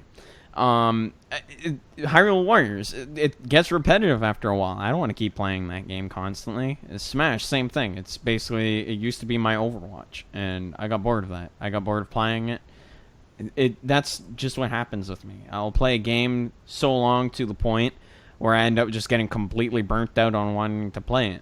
I even bought a bunch of new Wii U games not too long ago, like Star Fox Zero and that Tokyo Mirage Sessions. Haven't even touched those games. I barely even touched those games. And that's just because I've been playing other games. I have nothing against what Nintendo does. I just don't really care too much for the games on the console itself. Exactly. Dude, and another thing. I'm getting my Wii U mainly to play Zelda games. That doesn't mean I'm going to just, like I said, joking, because some fuckers don't get the joke. But I'm going to buy Mario Maker. 3D World, maybe Smash. I don't like it that much, but I know it's fun playing with friends. Mario Kart. Mm-hmm. Dude, I can't even tell you. I have had so much fun playing Mario Kart with friends. Exactly, dude. I mean, Nintendo is a company that has fun games. I'm not gonna deny that. Yeah, they have the best games when you want to have fun. Arguably, yes. It's a party system. It really does. Like, I have so much fun playing Mario Kart with friends of mine. Like, I have the best time of my life. It's the same thing with Overwatch. I have the best time of my life playing those games. It's the same for Smash. It really depends on what game I feel like playing. And because I have all these consoles, I have access to whatever I want to play. It's just what I want to play and what games I feel like I want to play, And as I said, I just bought a few games, like a bunch of new games recently, but I just haven't really felt like wanting to play them. It's not like I have anything against the console I bought them for. It's just I don't feel like playing them because I'm playing other games. Yep. I have And a big again, back backlog. on So the flop thing we said, it comes down to third-party companies. If they have no third-party companies, I'm sorry, but it's going to be just the same shit over and over and over again. They're just going to have too much of the same shit, and no one is going to want to buy the console. But still, they can still fail for like years to come, and they'll still be in business. and I mean, so far with third-party support, it would be nice for the NX to have that, but it's not really going to help because most people are playing their games on the PS4, Xbox One, and the PC. dude, I mean, it's nice to have it, but it's not really going to help. well, I mean, it's crazy too. I've been playing my PS3 a lot, and there's just so many great games on it. I mean, it's just like the PS4. There's a lot of great games on there too that I still have to play.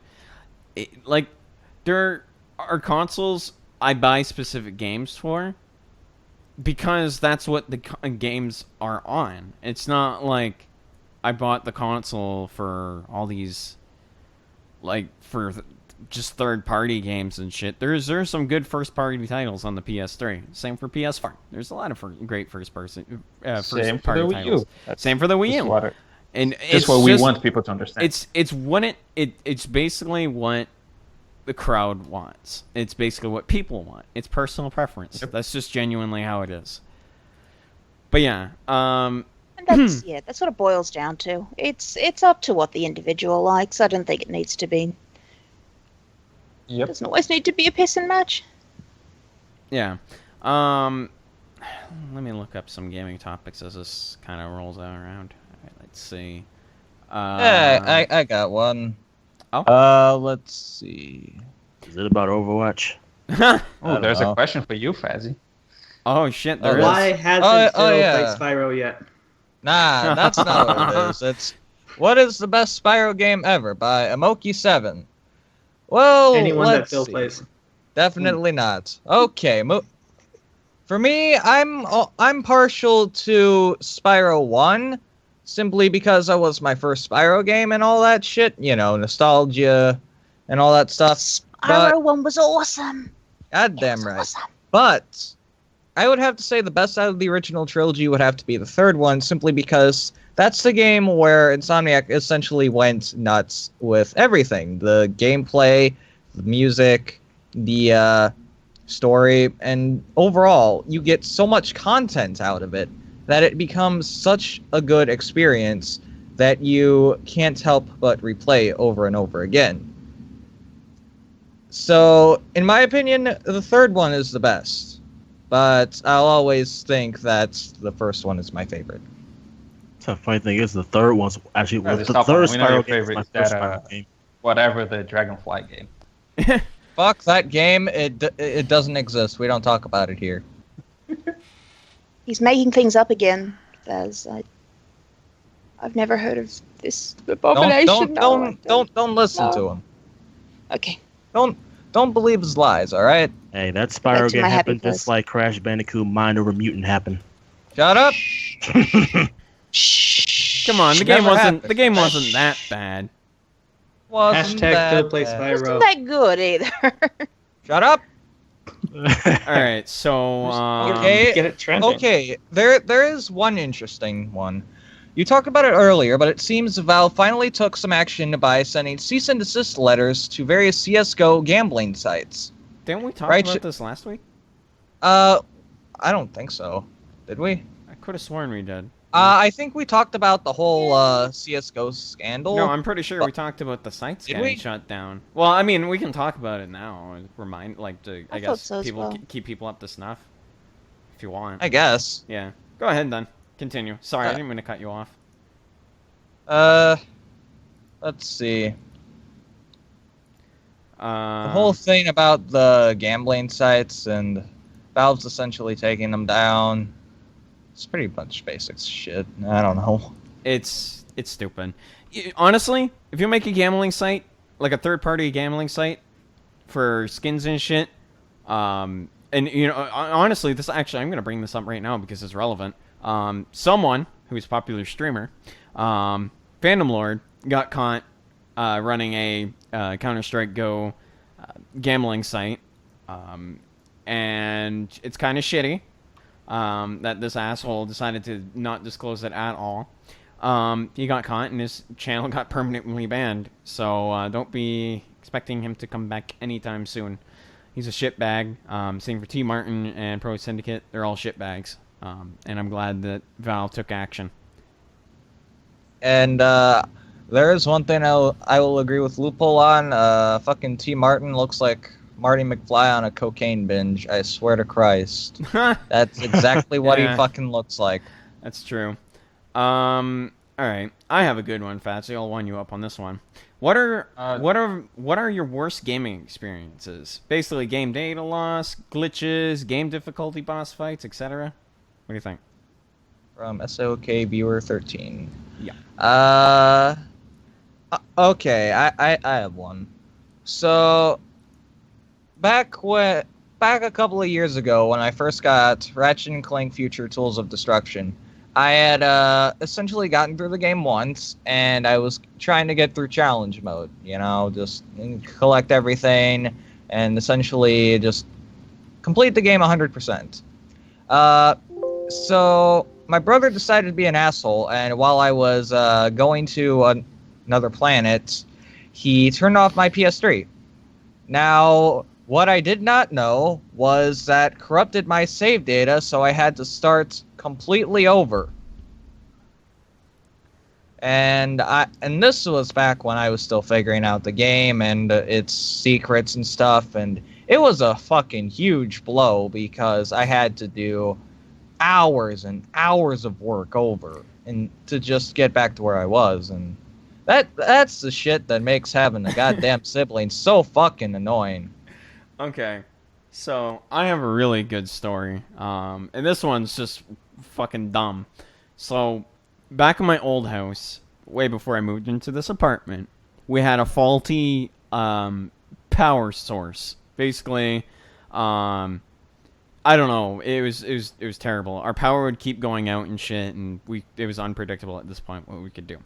I was playing Final Fantasy X one day. I was playing it for quite a while, actually. I got really far into the game. I think I was fighting Seymour, like Seymour Flux. Mid-fight, my power goes out. And worst part about all this, I didn't save at all. I was I was literally back at when fucking Yuna got married. That is like way back. I lost so much progress because of that shit. And word of advice, guys, please always save. It fucking sucks when your power goes out. Yeah, and the beauty of emulation is that there's save states. Actually, 12-year-old me playing Symphony of the Night. Just, in the hype to beat all the game like in one go, decided, no, I'm not going to save. Yeah. Dude, I was like halfway through the inverted castle. Boom, power goes out. It's like the worst feeling in the world. Yeah, dude. Y'all are taking me back to my days with things like we called it a Mega Drive. I think you guys called it a Genesis. Yeah, it's called Sega Genesis but in the States. Yeah, there was no saving in those games. You basically had to keep that thing on for days if you were trying to work through. And if something happened to the power, oh no, it was gone, just gone. You try playing Ghosts on that motherfucker. That's traumatizing right there.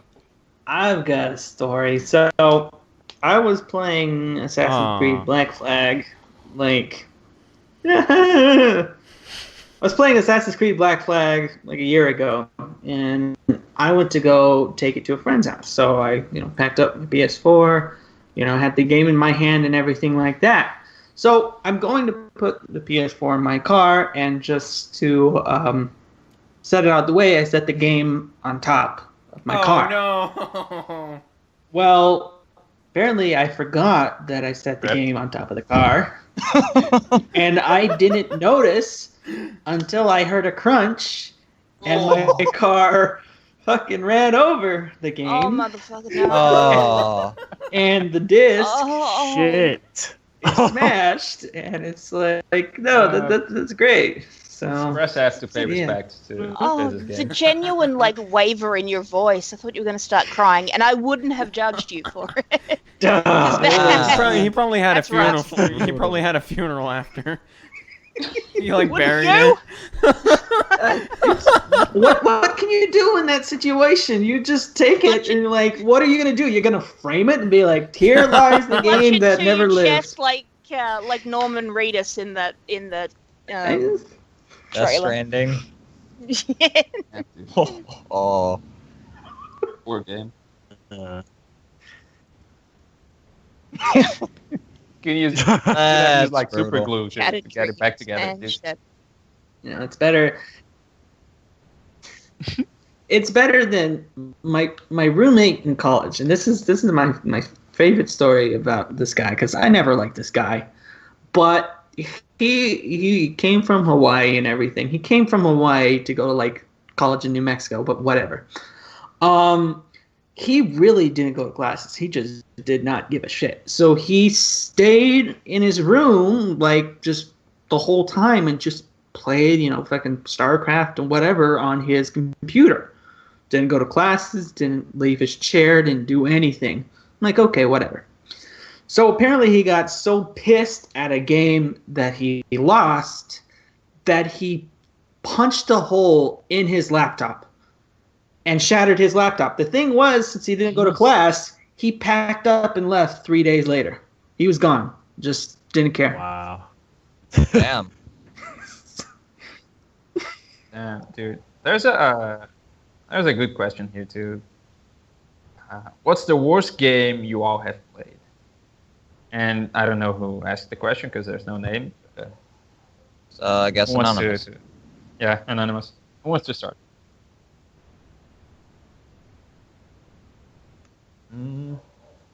Was it? I don't know. You Moving on. No, I mean, to answer the question. We can answer it real quick again since nobody was paying attention. Yeah, okay, so for me, Spyro Enter the Dragonfly, god-awful game, a cheap cash-in, and it does absolutely nothing with the game mechanics given to it. I fucking hate it, and it should go die in a fire. Damn.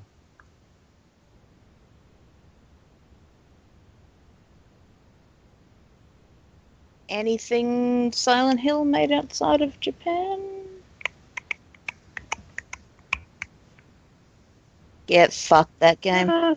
Which Phil is going to be playing, apparently, when he gets home. Enjoy!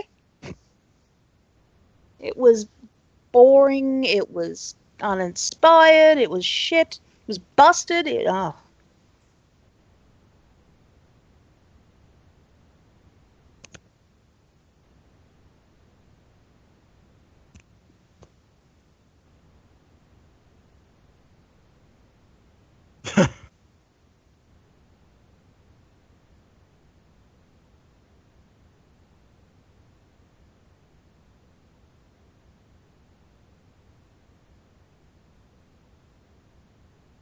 Oh, that one Alone in the Dark in the Xbox and PS3. Oh, yeah, dude. Yep.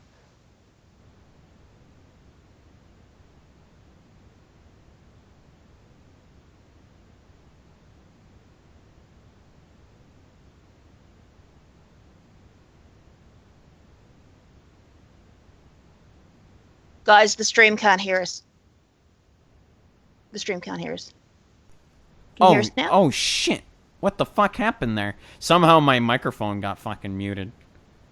Okay. God damn it, move. Okay. Anyway, let me explain it. Let me explain it. No, I don't know. job. I don't know what happened there. It was really weird. I don't know how the microphone got muted.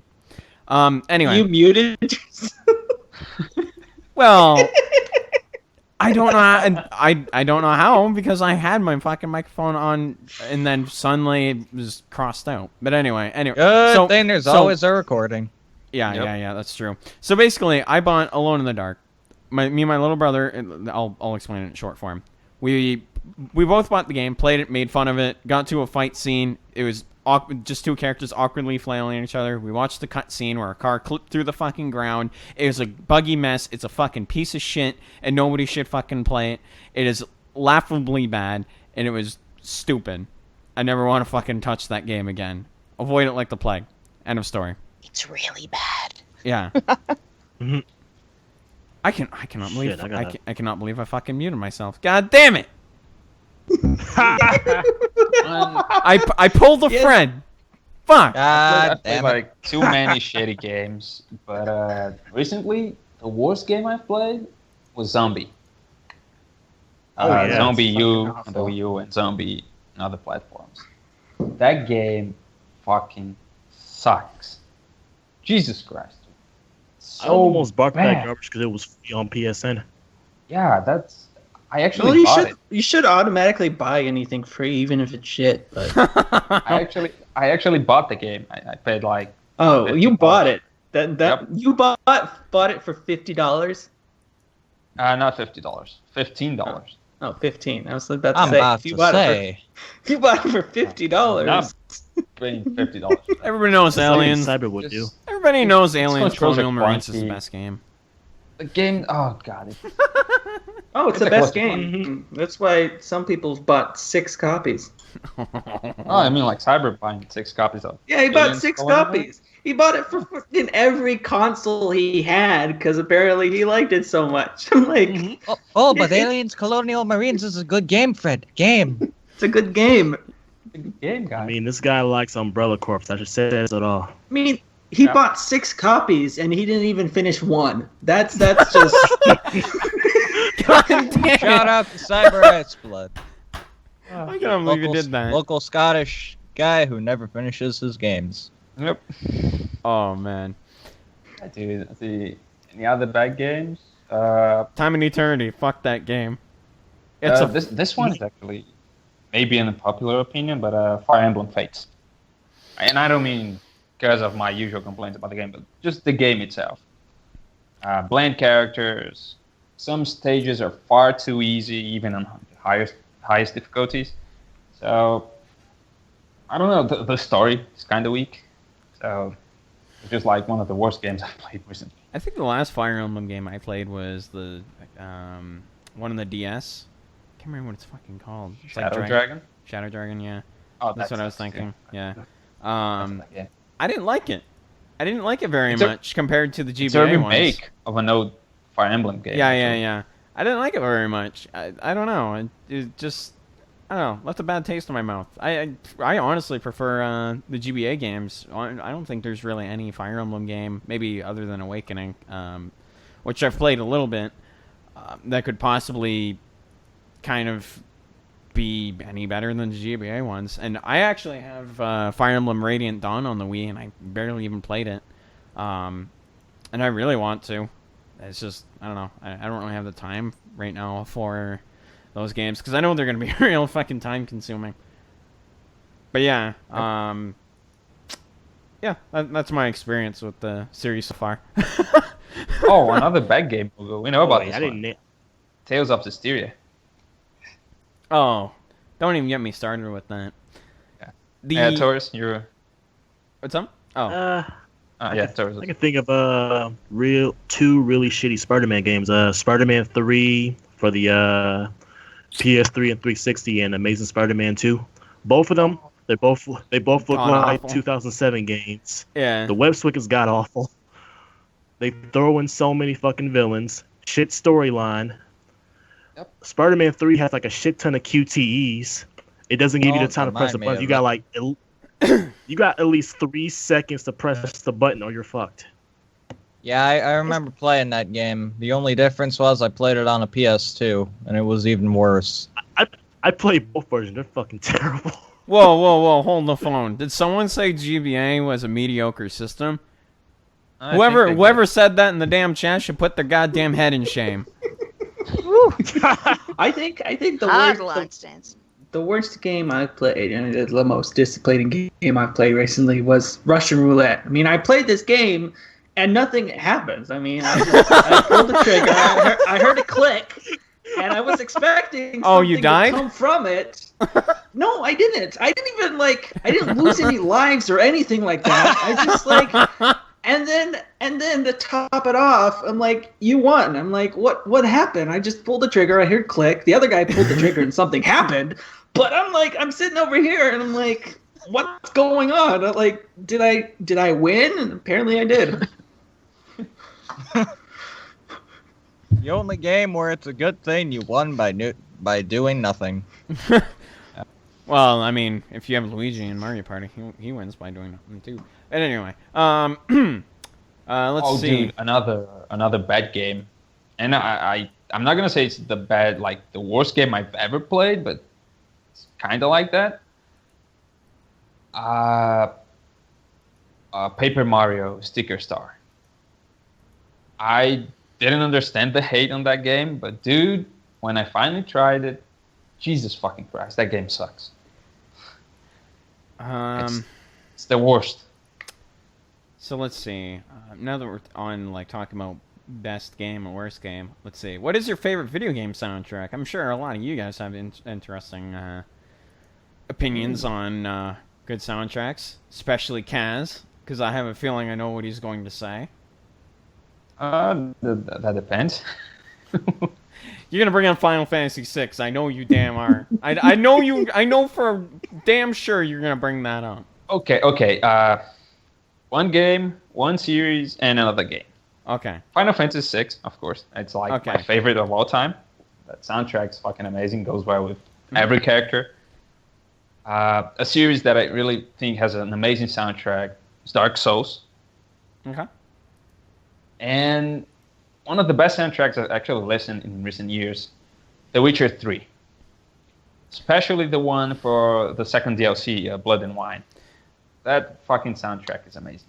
Okay, so in my opinion, it's a Final Fantasy game. Final Fantasy IX. Easily one of the best soundtracks in the series. Absolutely adore it. Chrono Trigger had a fantastic soundtrack. Chrono Cross has a fantastic soundtrack. Let's see. I'm trying to think of another game on top of my head. Just recently, I've been playing Hotline Miami, and I absolutely adore that fucking soundtrack as well. Okay. And I'll name off one more game. Super R-Type. Because I absolutely love shoot 'em ups. Especially Super R-Type. Because the music is so fucking good in that. But anyway. Anyone else want to chime in? For me... I got one. Sorry, first. For me, say what you want about the game, the soundtrack to The Last of Us is goddamn perfect. Yeah. You know, oh my gosh, and I bought it. It was so good. I bought it on freaking vinyl, and it's amazing. You know, it's brilliant. Like just the guitar and just glorious. Yeah. For me, I think it would be Super Meat Boy, the Xbox Live Arcade version, and the Steam version, simply because that soundtrack is one of the most amazing things that I think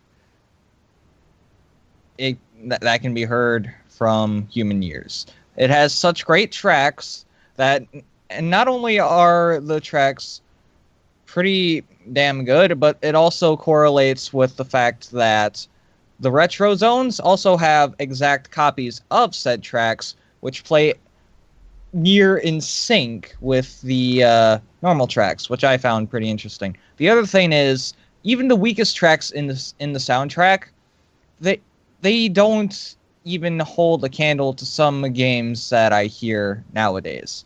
It's such a good soundtrack that it puts the PS4 version to shame, and I'm really disappointed that they did that. Oh, you know, God damn it! Someone brought Wasn't that up because of Microsoft though. Yeah.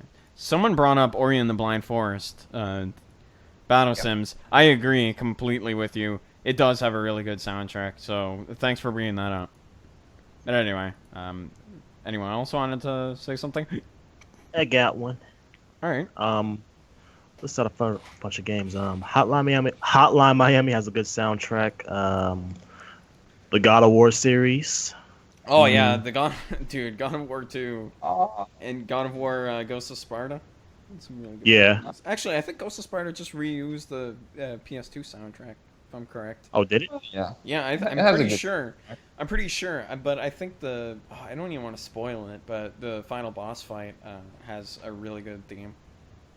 So there's some good memorable songs on it. I'm just trying to remember because I'm really I don't know. God of War music is just it's kind of like it's really good. Even if it's reused in all the different games that they have, I'm still happy with the soundtrack. It's just the music is so good. Another good soundtrack.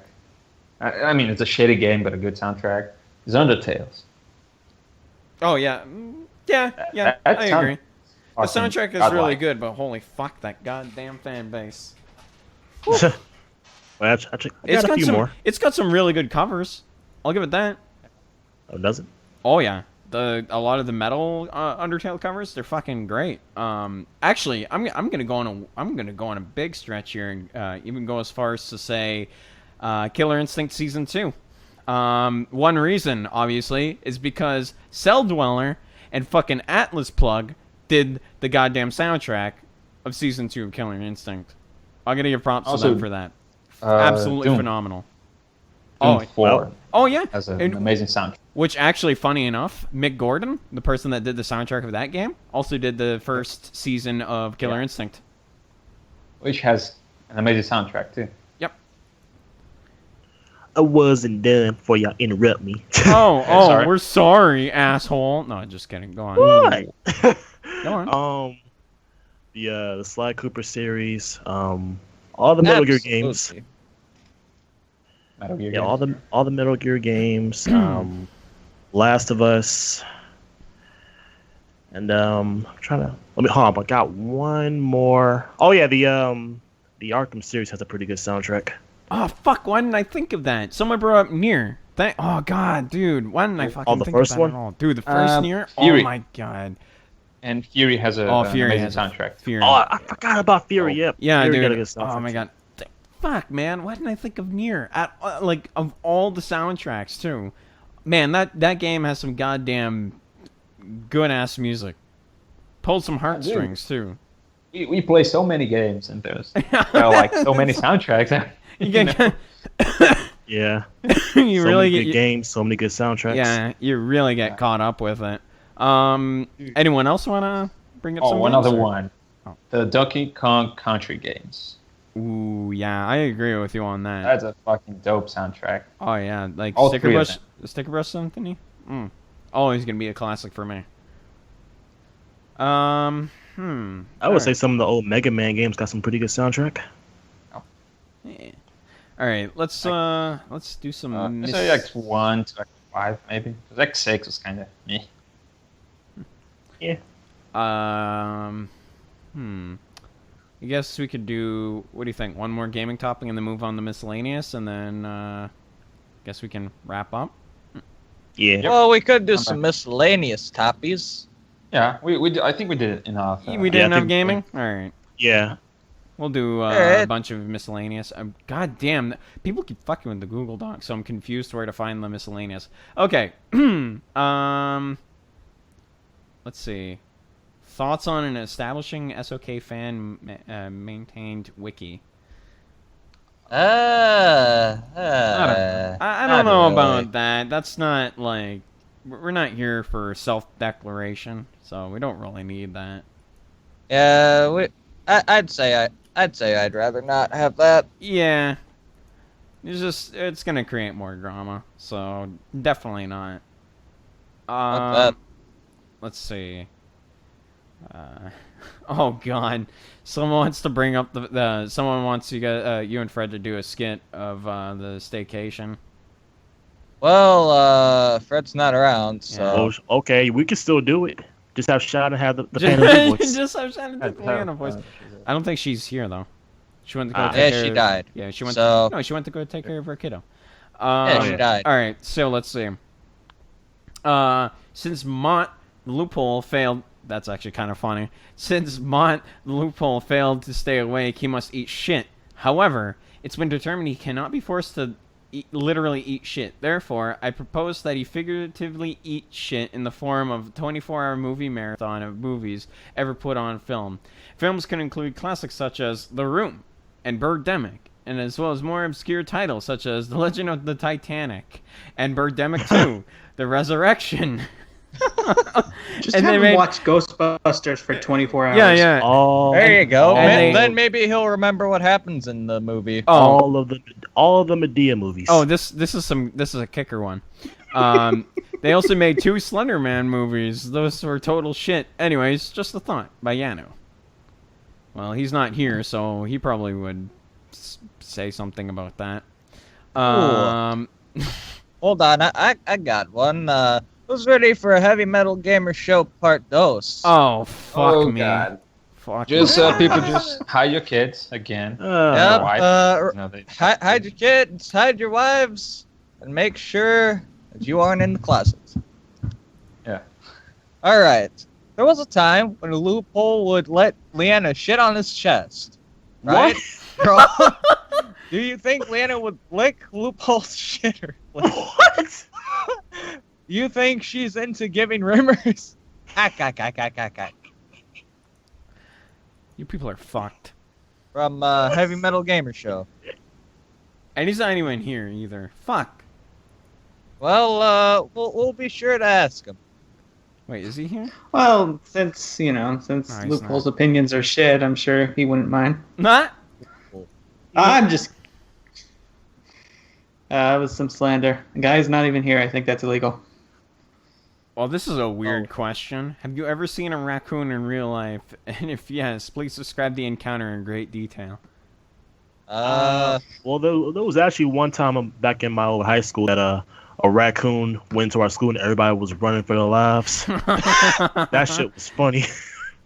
Okay, There was this one time I was living in an apartment complex. I went to take out the trash. This was late at night, and I see there's a raccoon in the garbage. I just fucking lose it and just run all the way back to the apartment, not even thinking about the trash that's probably spilled all over the parking lot. I don't even give a fuck. I'm just running. It was a. Oh, sorry. Go ahead. No, it's just another question. No, I was gonna tell my story. Thing of raccoon. It was a dark September night. I believe it was Tuesday. There's a raccoon right in the middle of the road. I imagine, because I'm making this up. That's it. That's all I had to contribute. That's pretty pathetic. God damn it. See, I can derail the call. This was the chat. Found one of those fuckers digging the Dude, I would tell a garbage. story about a raccoon, but I've never seen one, so. I remember the one time my friend shot a fucking paintball gun at one. That was pretty funny. It was fucked up, but it was really funny. He got pissed, so he grabbed his paintball gun. He fucking just... he was just like... like, what are you doing, dude? And he's like, that fucker was digging in my garbage. He's just sitting there fucking trying to pelt it, and it's like running around and shit. You could say he was trying to add some color to the raccoon's life. I think that if you had to face like a fucking honey badger, that's even worse than facing a raccoon. Yeah. Because honey badgers are fucking crazy creatures. Moving on. Yeah. Thoughts on Kick-Ass Torrents closing down and how it's going to affect torrent/torrenting from now on, submitted by Anonymous. Well, I know that if Fred was here, he'd probably say that this is a terrible thing that has happened, and it is a travesty among people that pirate alike. Oh, poor Freddy will have to now buy games now. Boo-hoo. No, there's like there's literally other when places. one site closes, there's like Yeah, there's other places 10,000. for that. Think of a hydra. Yeah. When one site closes down, 3 more are born in its place. Yeah, moving on. There's 2 questions for Shannon, but she's not here. Yeah. Oh well. All right. There's one by your sister, Muggle. Oh, is there? Yeah. did Any she say? items you guys kept from your childhood that you hold close to you? Oh no. I shouldn't even bring up what I have. I still have my fucking good. baby blanket. Ooh. What a homo. It's a- Wait, so your line is from the Peanuts? No, I still have it around. I don't know why. It just means a lot. I don't know. I can't keep it around, but it means a lot to me. So I just fucking have it around. So, but yeah, I still have it lying around. I have this one like toy plane that I got from my mother. She gave me like, I was really young. I don't know why, but I just cherish the fucking plane. Like, it's broken, 'cause it's too old, but I just it means a lot to me. It's something I think I'll keep, and I'm gonna take it to my coffin with me, I guess. Take you to your con. Yeah. I'm gonna tell them to bury it with my coffin.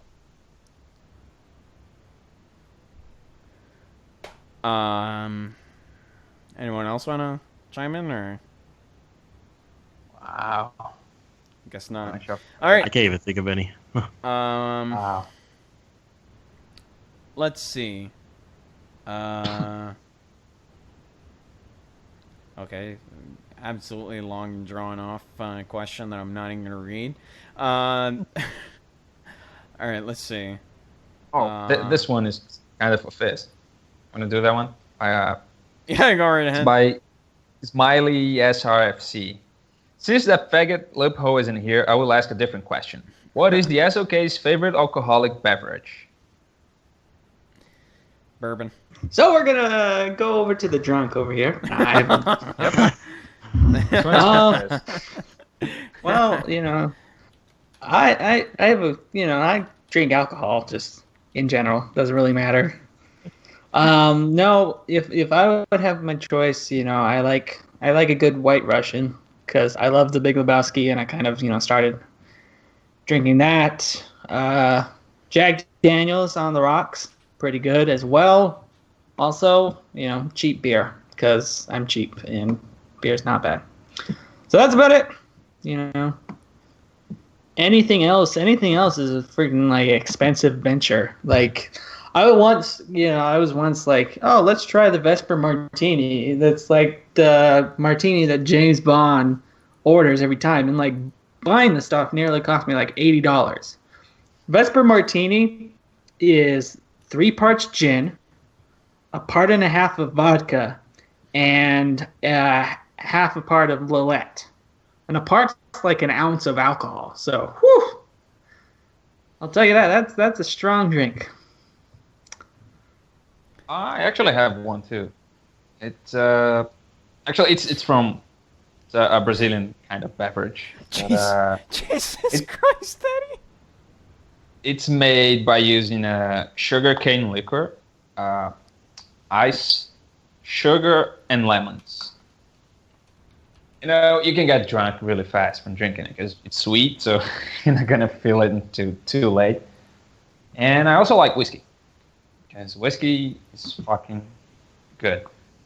Whiskey, yeah. Gin, I don't know what fucking he's season. Gin is just awful by itself. I don't know if he like mixes it with anything or just fucking like. It's not that yes, great. he drinks gin. No, gin is awful. Vodka by itself is like awful. I don't want to sit there and fucking chug grain alcohol. That's what vodka is. I don't want to sit there and be like, oh, this is like a step below cough syrup. It's No, you got to mix vodka with something. yeah, vodka's a mixer. It's Yeah. Let's see. Anyone else want to talk about alcohol? Bunch of drunk fucks. I think we're the only ones that drink here. I'm a peasant. I don't drink. I don't drink either. So I drink in moderation. I'm too young for this. Oh yeah, you mean every night? Okay. Technically, I'm like, not at the age to drink. I'm 12 not pack to drink till next year. Water. So. I drink in moderation like a fish. You know, I just Yeah, you know. I gotta keep up the image. You know, somebody's gotta try all this delicious alcohol. I should do a fucking Fizz tries it with alcohol. Oh, you should, Fizz. There you go. I'll teach you Honestly, how to make the yeah. beverage I was talking about, so you can taste it. So, need more PS1 Let's Endures. I'd like to see my childhood ruined. Okay. Well, you know. If you want to see your childhood ruin, you should let Phil play Spyro. How about nah? Because then I'm gonna have to Oh. make that this is how you don't play. Yes, you will. I'm definitely going to. You're gonna make it, and there's also gonna be like 6 other "This is how you don't play." So Yeah, I got fucking I got fucking gypped on that fucking Crash 1 shit. That was fucking terrible. As you will make the definitive version. Yee. I'm gonna leave. I mean, he put Oh, go on. Sorry. Crash 2 in fucking 2 parts. This Oh, he's that's doing it because I didn't know if he was gonna play it or not. No, he didn't have the patience to wait for Phil. But no, he's good. Oh, yeah. Get it into 2 parts. Oh, look at my 2 parts of Crash 2. Oh, you should pay attention to my videos with 2 The parts. thing is, Phil hasn't played many PS1 games, so there's not. You know what he should play? He should play Crash Team Racing. Oh, no, don't Crash even. Bash. Oh, I like Should that play game. Crash Bash. he Fucker. still needs to play Crash 3. All right, I want him to play Crash 3 before he even thinks about touching. He's gonna Crash play Team Racing. the remaster or remake or whatever. Don't remind me. I want to get through it before he does. All right. Oh, we will. Don't worry. We will get through all 3 games before he beats 3. All right, Don't so anyone else wanna bring up more? I guess not. All right. So I'm gonna save this question later for Freddy Boy, whenever maybe next episode, because it's actually something he would probably answer the best. Let's see. Someone has a question for me. I'll read that in a bit. Let's see. Okay, I already read that one. And why the fuck does the thing keep scrolling up? Okay, there we go. What are some of your favorite television series? Acclaimed or underrated? Wait, you said underrated TV shows? Doesn't I think really it can matter. be underrated Yeah, it's like the shows. specific thing. Oh. Yeah, they can be either acclaimed or underrated. Yeah. Oh, okay. Mine is easy. It's fucking Breaking Bad. I would say Breaking Bad, but you know what? I'm gonna go with Daredevil on the Netflix show. Yeah. That's true. Probably one of the best written shows ever is House of Cards. Oof, that is a glorious show. And if you have not seen it, you need to fix that right away. I gotta watch that as well. Dude, I would say some of my favorites are Penny Dreadful. Has 3 seasons, so it's not being produced anymore. It's a really good show. House of Cards, obviously amazing. And Stranger Things. It's a new series by Netflix. It's really good. I only thing that I really watched in terms of TV as of recent was Breaking Bad. I was watching Better Call Saul. I was also watching Trailer Park Boys, the new season. It's fucking hilarious, by the way. Those are really the only things that I've been watching that I really, really like. Wait, I got a few more. I watched a show on AMC called Preacher. That's a decent show. What else? Yeah, Preacher's good. It's also filmed in Albuquerque as well, same as Breaking Bad. Dude, does this count as a TV series? Because I like South Park, like a fucking lot. Oh yeah. Jessica Jones. The Flash on CW. Walking Dead, kinda, even though it kinda gets kinda trash at times. It's still enjoyable at times though. That's all I can name. Oh yeah, Marvel's Agents of Shield. Fuck. Heroes. That's a really good one. I have never watched Heroes. That was You haven't seen was that? on Oh, it's pretty good, man. I was gonna watch it, and I also heard they were bringing it back. So You should watch the first 2 seasons and then pretend like it never happened. Actually, you know what? There is a show that I really, really like that I watched a long time ago. Smallville. It's basically it's prequel to Superman. How did you like that? I tried watching that, and I I'm liked like, it. I thought it was pretty this is shit. good. Smallville is awful. Let's be honest. It had its moment. It had its moments, but then it's like their biggest thing holding back. Oh, it was terrible because their biggest thing was like, oh, we're not going to make him into Superman until the very end. And then they went on for fucking 10 seasons of like this whiny brat like, oh, I can be this great hero, but woe is me, no one understands me, Clark Kent. There's another show that does the exact same thing but way shittier, Gotham. Gotham. I need to watch Gotham. Gotham it's kind of bouncing back, but not really. Fucking the worst thing that just went on way too long. Fucking Prison Break. I can't believe that fucking show went on for that goddamn long. It got to the point of like the first season is great because we're breaking out of prison and everything like that, and they're like, oh shit, we're outside. Oh, what do? Let's go back into prison because that wasn't fucking tried and true. Why the hell would they go back into prison? I don't know. It's a stupid thing of like, oh, I'm the one who busted you out of prison. Now I'm in prison and my brother has to save me. And oh, we're out again. Let's fight the FBI agents. Oh, we're canceled. All right. This one is. We just had this conversation too. Someone said, and I don't know if this was put like while we were all talking and shit. Someone put this just not too long ago. It says, "Can you make a curse jar?" in quotes, for Fazzy, where he puts $1 every time he says faggot for charity. We could do that. Yeah, we can fund a whole charity with that by itself. There's actually a good one that I just need to find it. It's not happening. Someone asked me, since I played Dota 2, any thoughts on playing Paragon. It's more of an action third-person style MOBA, and it's free on PlayStation Plus, which I actually did not know. I looked at gameplay of it. It looks interesting. Kind of reminds me of Smite a little bit. I might look into it. So thanks for letting me know that, man. I really appreciate that. So this question here. I was thinking about trying it out. Yeah, really good. If you do, I'll play with you if you want. All right. Because it's actually a 2-part question. Yeah. First part is: would you rather sit in a bathtub full of snakes or worms? Also, would you guys be willing to do a stream for a charity involved in the environment, fighting, or climate change? Dude, first the bathtub stuff. I'd rather not do it at all.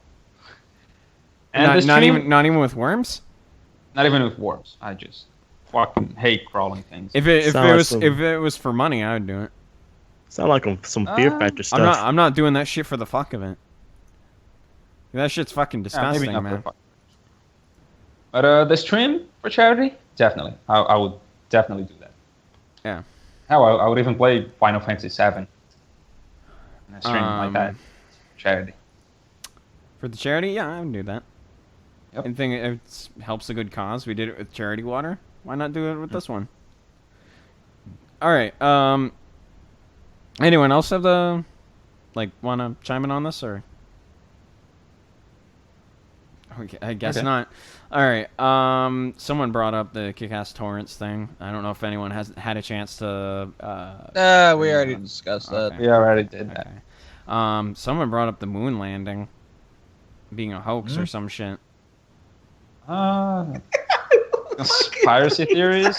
Yeah, someone put that in the fucking goddamn Google Doc.